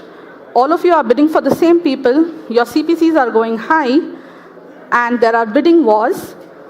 And your customer acquisition cost is going high. That too in a period where you really want to get new customers and get your uplift, right? So that's the challenge. So yes, sponsored ads is great, converts best for you, but what about the rest of the people, right? So that's where DSP can actually help you. So this is what is Amazon's full funnel ad stack. And this is unique because the audiences are not modeled. The audiences are not probabilistic. These are actual signals from hundreds and thousands of people who are browsing, searching, and shopping every single day on Amazon, right? So at the top of the funnel, you have audiences who are maybe not engaging with your category. So let's say a supplement brand, but somebody could be health conscious, right?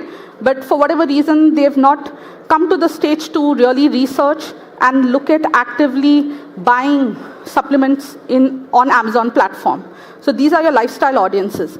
You would want to reach out to them so that even before they come into the consideration journey, they know your brand. Then you have the next bucket, which is consideration. These are people who are actually actively looking for products, for brands in the category, and they are evaluating right now that which brand should I go with, which supplement should I go with, what should be my SKU, should I buy a 30-day pack, should I buy a 60-day pack, right? Again, at that phase, you would want your brand to be in the consideration set. So if somebody is looking at any product in the category, as a brand, you should ask yourself that why shouldn't that same person also come to my product detail page? So that's your consideration set. And then comes your conversion set. Now, these are the highest intent audiences who are already have made an intent, They've probably even looked at your product detail pages. They've seen your product, they've done the research, you've been able to influence them, and they are now searching, right? So you want to capture them when they are searching, so that's why you're running sponsored ads, and you're also doing your DSP retargeting. Now, this is the audience funnel that we have, and at every stage, your KPIs or your measurements of success have to be different, right? So for somebody who is a health-conscious customer, you cannot expect them to jump from being health-conscious, not even engaging with the category, but to buy you. So you need to focus on driving reach, driving awareness, getting them to search for your brand as well, right? And they are going to be your N2B customers. In case of consideration, your focus is to get them to your product detail page. So you have to look at how much of traffic you're able to drive to your products. Because unless and until somebody comes and sees your product, they are not going to be able to move to the purchase stage. And of course, for the lowest bucket, which is for conversion, you will measure your ROI, you will measure your conversion rates. And another unique thing about Amazon is that AMC is across the entire funnel, which sits at the bottom, and it captures every single ad exposure that happens with the audience. So what is DSP? All of you know about sponsored ads, been running it for years. DSP is the demand-side platform from Amazon, which is the programmatic platform of buying audiences, not the search terms like you do on sponsored ads, right? And who are these audiences? All the 4 levels of audiences that we spoke about earlier, right? And the unique thing, again, that I would like to iterate is these are actual audiences, actual search behavior, actual purchase and browser behavior, right? So you're getting the best audience signals that you could have asked for.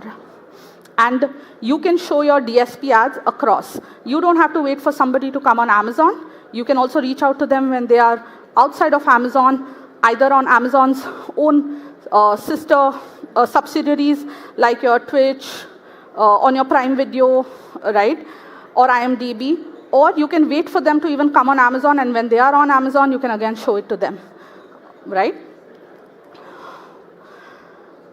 So these are the 4 audiences that Amazon has. And of course, there are like multiple under them, but the 4 heads is lifestyle audiences focused on upper funnel to drive awareness. These are large set of audiences, hence you will be able to reach them at a much cheaper CPMs. Then you have the in-market audiences focused on driving conversion considerations. Then you have your retargeting audiences who have already engaged with your products, and now you're driving them to conversions. Another interesting audience is your lookalike audiences. So you can actually identify people who are like the people who buy you. You don't know the signals, you can't identify it, but Amazon does all its signal learning, and it identifies a set of audiences who are like people who have already bought you in the system, right? So these are high-value people who are likely to buy you if you reach out to them. Now, none of these audiences you can reach out using sponsored ads. The only way to reach out to them is through DSP. I'm going to spend some time on this slide, which is to demystify the myths around DSP. So the first being that DSP is only for awareness, can't drive sales, I can't measure ROI, right? That's not true. Yes, DSP attribution is different, DSP measurement is different from sponsored ads, but AMC actually helps you understand what is the true incrementality of DSP. Did your audiences who converted better because they were also exposed to DSP and sponsored ads, or it was only because they were exposed to sponsored ads, right? So we have part to conversion reports, you have overlap reports, you have tentpole event reports on AMC. That helps you, gives you answers on what is the actual impact of DSP, and you can run DSP across the entire funnel, not just for awareness. The other myth is that DSP is much more expensive than sponsored ads. So I think what we do today is compare 2 very different things. Sponsored ads, you're paying for clicks. DSP, you're paying for impressions, right? So what is that one metric which gives you somewhat equal weightage so that there's an apple-to-apple comparison, right? That's your cost per DPV. What we see is the cost that you need to spend to take a person to come and actually look at your product page is much cheaper on DSP compared to our sponsored ads because of the reasons that I said, right? Limited searchers, everybody is competing in bidding wars there. That raises your CPCs and hence cost per DPV. But on DSP, you can get people to see your product page at a much cheaper price. And the other benefit of DSP will be that you can tell your story much better, your brand story, your product story, right? So it also builds engagement and awareness along with giving you traffic to your product detail pages. The other myth is that DSP requires a massive budget. So, of course, the sky's the limit if you have the budget to run DSP, but that does not mean that you can't start DSP unless you have a huge budget. Of course, when it comes to managed service, DSP, the ranges may be slightly higher on minimum threshold, but partners like us, like Hector provides self-serve DSP managed services, self-serve DSP services without any minimum spend requirement. So you want to spend an X amount of money on DSP to start off on one ASIN, you could do it. There is no restriction if you want to try it, right? And the last one, sponsored ads alone is enough. I don't need DSP ads, right? So sponsored ads comes into picture when a person has already come into the search funnel, right? What DSP does is it reaches a shopper before they come into a search funnel. So there are two things or two advantages of doing that. One, you are able to reach out to newer audiences who can then come into your search funnel. Secondly, even before coming to a search funnel, your ad is influencing them so that when they come into the search funnel, they're going to convert better for you, right? So these are the two things. Now coming to Amazon Marketing Cloud. Yes. So DSP ads today, as of today, either Amazon can run DSP for you or partners like us can run it for you. For global selling, it is only through partners. So you can reach out to us. We will be able to help you out with that. So yes, Amazon Marketing Cloud, I think over the last 1 year, there's been a lot of talk about Amazon Marketing Cloud. So you must have heard this in different places, on LinkedIn, at events. This is basically your data clean room, right? I told you earlier that Amazon Marketing Cloud captures every single ad exposure that has happened for your brand. So AMC is that clean room which captures this data and gives you insights. So there are multiple reports in AMC. I've just named a few. So we have the 10-pole phase report. This is like a gold mine for Prime Day. You can actually analyze and understand who are those audiences who bought me last Prime Day. Can I create a lookalike of those audiences using AMC? You can do that. There's a multi-touch attribution report. Maybe my ad did not get the credit for the last click, but that ad was the first touch point that that customer came into my search funnel and ended up buying me. So you get the first touch, position touch, and the last touch reports. There's an audience overlap report. How does a person who has seen a DSP ad and a sponsored ad behave versus somebody who has seen only a sponsored ad or only a DSP ad? That's what the audience overlap report gives you. And of course, we have the part to purchase report that tells you that before buying your product, how many ad touch points and also what type of ads did somebody see before actually making a purchase. So then you get to know, is sponsored product working, sponsored brand working, is DSP working, or it's a particular sequence that's working.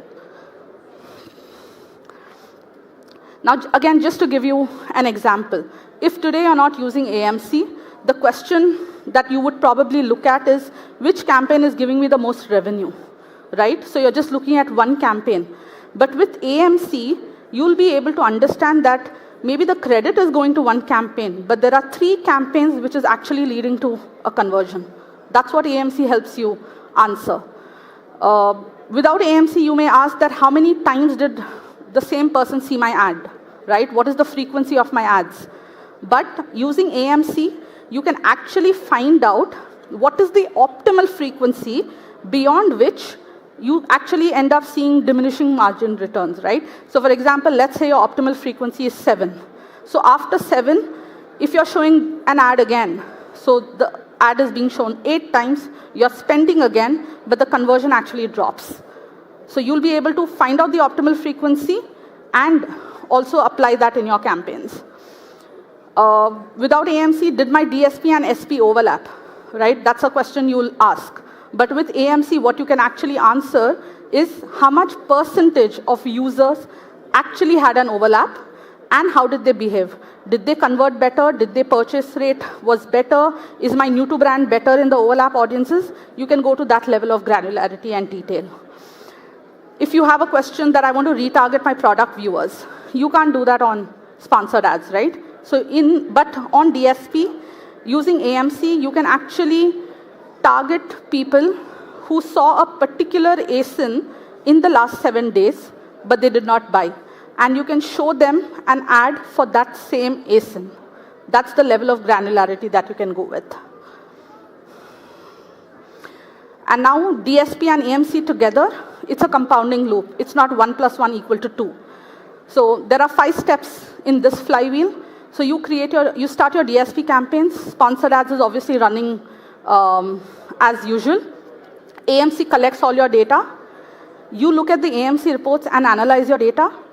From there, you understand what audiences are doing better for you. That actually helps you sharpen your audiences. You may have to, you decide that some audiences may be needed to exclude. So then you build that in your DSP strategy, you optimize it, and you allocate your budgets or reallocate your budgets towards audiences that are working well for you, reduce budgets where it's not working, and then again, you're back to loop 1. But that, when you're coming back to that, your first step now is much more efficient because you have very rich data from AMC, which you've utilized. Your audiences are now sharper, and hence your ad efficiencies are going to be much better. Coming to the event playbook, full funnel is not something that starts when the event starts. To get success during the event, you need to start weeks before. So at least 1 or 2 weeks before Prime Day is when you actually start building engagement and reach, because people at this point are researching. They all know that Prime Day is announced. They all want to buy during Prime Day, but they are researching all their products now and probably also adding them to their wish list or to their carts, right? So this is the time where you want to be discovered. So increase engagement, increase your consideration, and build the pool of audiences who you will target during Prime Day. So people who have engaged with you earlier, you go all out, scale them up, target them during Prime Day because they are waiting to get converted to you because they've already been primed by your DSP ads, right? And of course, once the event is over, there will be a lag for 1 to 2 weeks, but after that, don't forget these audiences because these people have considered you. You've spent money in driving that engagement. Go ahead and then retarget people who added you to cart, did not buy you, nudge them again, remind them again about your brand. And of course, the new to brand customers that you got during Prime Day are very valuable. These are prime audiences, high value audiences. Hence, you can create lookalikes of these and target people like them to buy you. So this is a case study of a brand, a premium kitchenware brand, who used full funnel DSP strategy during the holiday season, which is again a prime peak period. And this was their challenge, that every time during events, the CPC shot up at by 30%. They were a premium brand. They could anyway not identify which were the right keywords for them to target because nobody gets to know from a search term on what that budget in their mind is, right? So what they did is actually did a full funnel campaign right before the holiday period.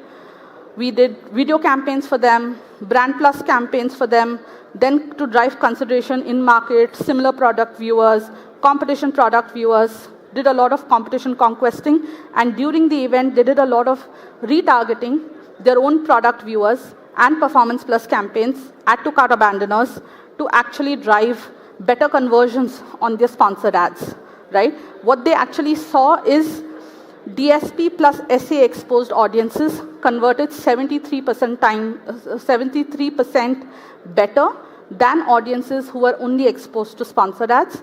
They saw that they got a big spike on their impressions and a huge spike in their brand searches. So the cost per brand search significantly was lower for them, that too at a peak period when that was the time that they needed the best ad efficiency, right?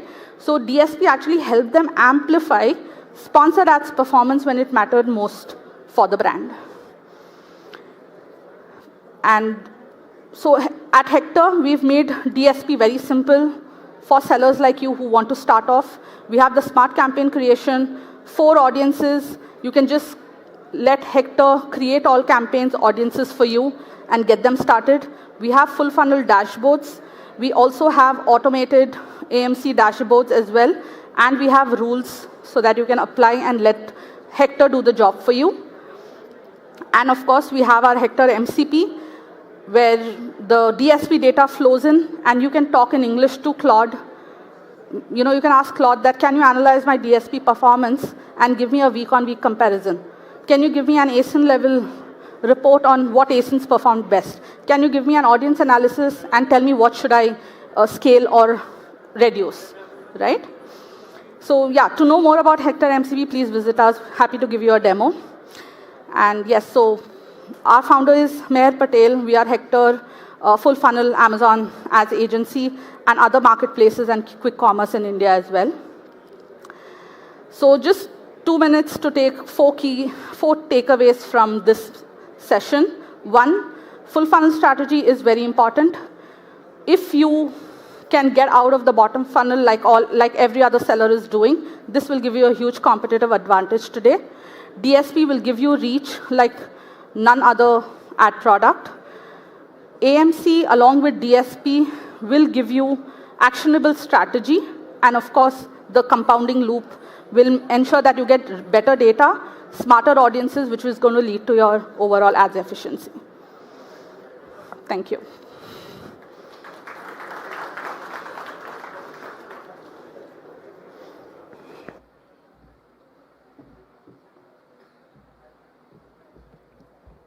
Thank you, Anjum.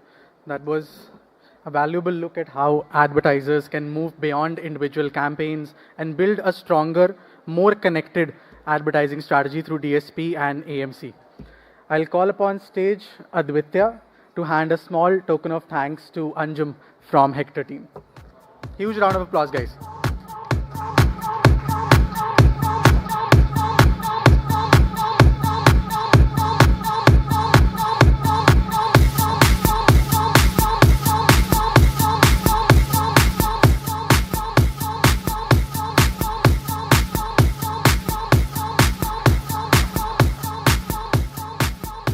Thank you, Anjum. Thank you, Advitya. Okay. So with that, we move to the last session for the night. We have spent the entire evening talking about growth. Now let's talk about support. Because sometimes the difference between moving fast and moving slowly is having the right guidance, the right resources, and opportunities at the right time. To walk us through 2 important programs designed to help sellers grow faster and get started with confidence, please welcome Shamela Majumdar from Amazon's partner management team and Ronak Jaiswal, who would walk us through the new seller incentives. Shamela will introduce the RISE program and how it is enabling eligible sellers accelerate their growth journey, while Ronak will walk us through the new seller incentives available to businesses starting their Amazon global journey. Please join me in welcoming both of them on stage.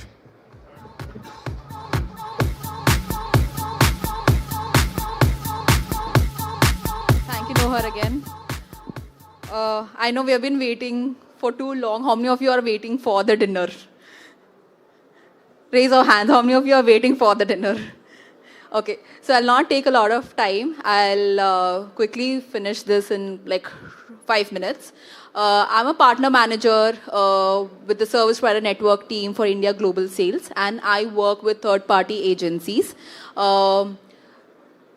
So जो भी हमने सुबह से like not सुबह evening से कहा है like DSP ads, best practices before Prime Day, and the other things like what you're supposed to do while running ads.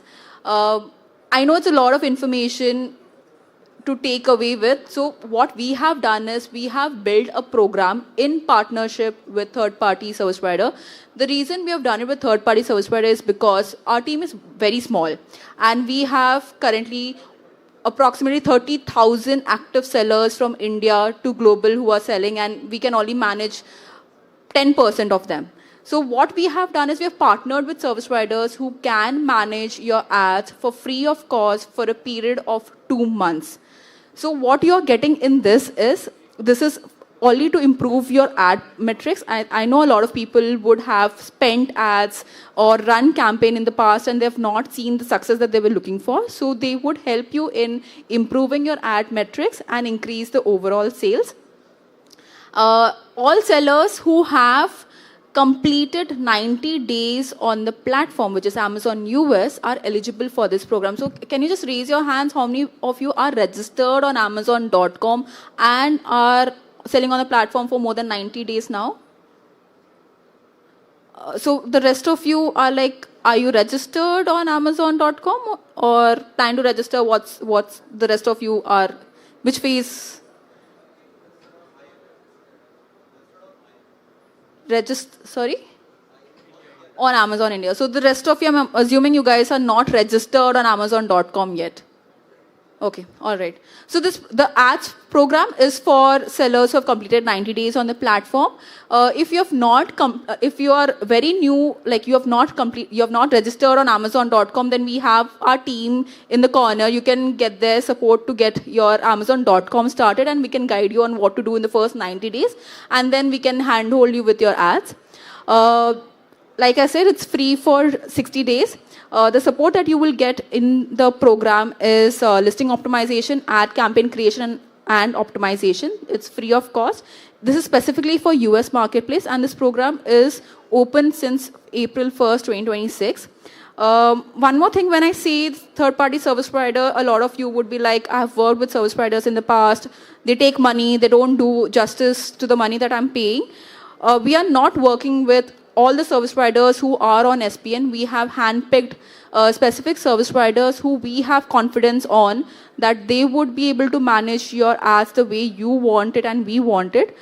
So you can be sure that we are working with the right partners to help you grow on Amazon.com. In the goodie bag that you must have received when you entered, there is a flyer for you to register for the program. All you need to do is share your contact details for us to reach out to you, and a partner would be assigned who would be managing your ads for 60 days. Also, you would have to give account access to them so that they can help you with management. You don't have to worry. They are not going to share your details with any other sellers. They are not going to use your details for their benefit. And yeah, that's it. If you have any questions, I am at the end of the room. We are here till I think 10. Please feel free to reach out. Thank you. Over to you, Ronak. Thank you, Shumila. I could see a lot of people who are not yet, let's say, on Amazon US. So probably what I am going to talk about is going to be very useful for all of them. So I'm Ronak, and I'm program manager for new seller success and incentives.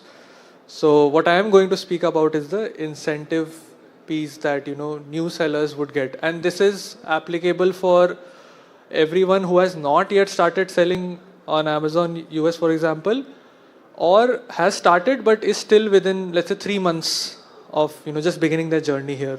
So whatever I speak about in this incentive space will be valid for both these type of people. So even if you have just started selling probably, let's say, a month ago or 2 months ago, you will still be in contention to get these incentives or use up those incentives that I'll speak about. So I'll probably skip this because I don't want to make you guys wait for dinner.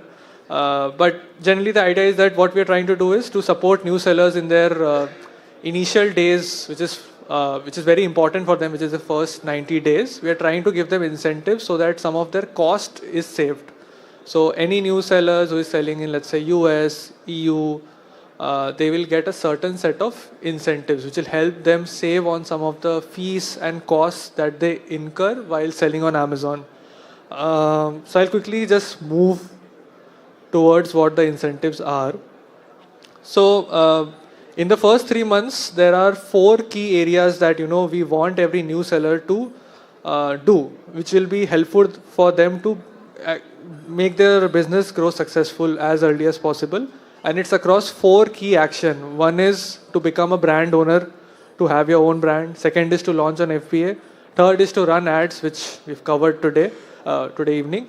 And fourth is to add some coupons or deals to nudge the customers to buy. So basis this 4 high value action that we want new sellers to do and get used to, we have given incentive in all those 4 key areas. So the biggest one under this lot is for brand owners, where again, if you are a new seller and you register your brand for the first time, let's say in US for example, you will get 10% bonus up to $50,000 worth of sale. So let's say you did 10,000 USD, for example, of sales or branded sales, you will get a 10%, that is $1,000 back into your selling account. And this will be used to waive off your referral fees and so on and so forth. So this goes for the entire first year. So whatever revenue you do first year, till 50,000 you get 10% bonus. And after that you get 5% till you hit, let's say, 1 million of sales in the first year. So that's one of the biggest one, where let's say if a seller actually does, let's say, close to 1 million in branded sales in their first year of business, they will actually save $52,000 worth of cost in referral fees. So that's the biggest incentive that is there. And we want sellers to come with brands. That's why we have this here. And we also have wine credits. In case you would not know, it's something called Wine, where you can get free reviews by enrolling your units into Wine program. So it's a program fee which can get waived out through this credits. Second most important thing, if I'll just cover quickly, is FBA, where we want sellers to send goods to FBA so that customers can get their goods as fast as possible.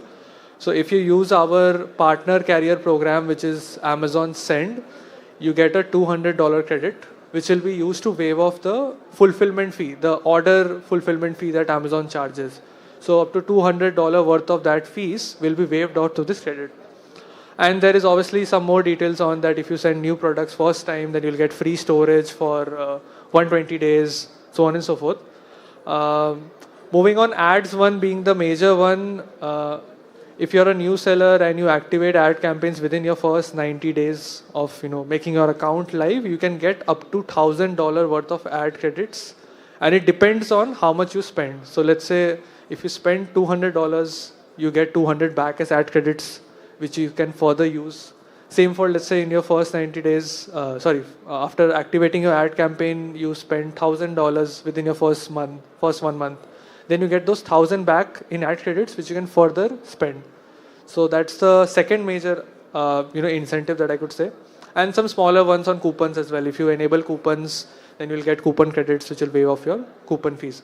So broadly, the idea is that all of these incentives are valid if you use or take actions, the actions that I've told, in your first 90 days. So these expire if you don't take that action within the first 3 months. And the logic behind it is very simple. Any seller, in any new business will have their interest and motivation in the first 2-3 months. If you don't do the right things, probably by that time your interest will also go down and motivation will also go down. So that's where that 90-day rule is there. So within 90 days, if you take all these actions, you will get this credit. I've just attached this QR which has all the details which you probably want to read about more about all of these incentives. You can click a photo of this. It will open to the main page, which has all the details in more depth, for the incentives. And if you have already, live on Amazon or you have registered, I'll just show how you can view it in Seller Central itself. So whenever you open, let's say, your Amazon US account, for example, there will be a track your saving card on your homepage. And once you click on that, you will be able to see what incentives, all the incentives that I mentioned about, and when you can claim it and what's the deadline, all of that. So that was it from my end. Hope you have a happy dinner. Thank you.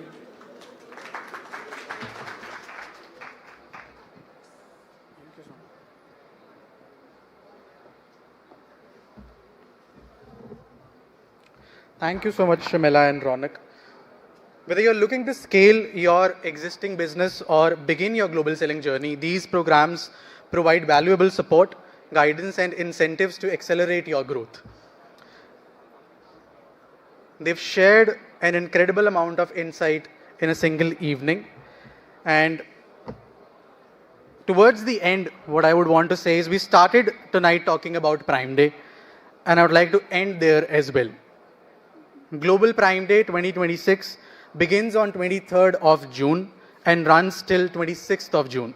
4 days, millions of customers, countless opportunities. And remember, from tonight, we just have 13 days to get ready. The strategies have been shared, the tools are available, and the opportunity is in front of us.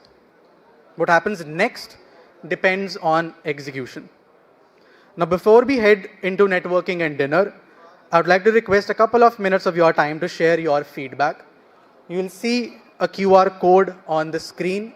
Take out your phones, scan that, and help us with your feedback. That will help us shape future programs and make them even more valuable for you.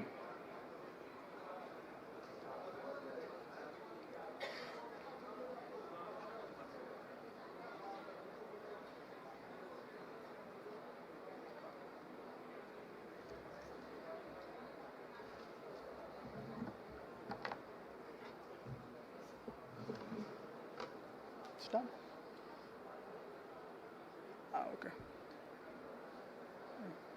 Are they both here? Where are they? Both of them. Both of them are where? Shamela and...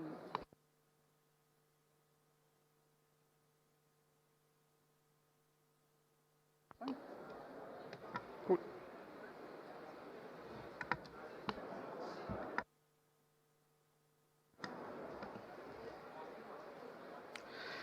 And now it's time to continue the conversation beyond the stage. Dinner is served. The partner booths remain open. And this room is filled with sellers, founders, Amazon leaders, and industry experts. Take this opportunity to connect, exchange ideas, ask questions, and build new relationships. My one ask to all of you is simple. Before you go to bed tonight, identify one thing that you learned here and commit to implementing it this week. Because Prime Day is 13 days from today. And when it does, preparation will be the difference between mere participation and performance. Enjoy the networking, enjoy the conversations, enjoy the dinner, and we wish you a very successful Prime Day 2026. Thank you and have a good night.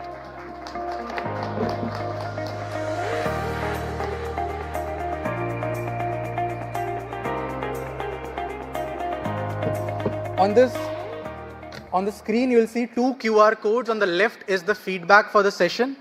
And on the right, you can scan and find more education content.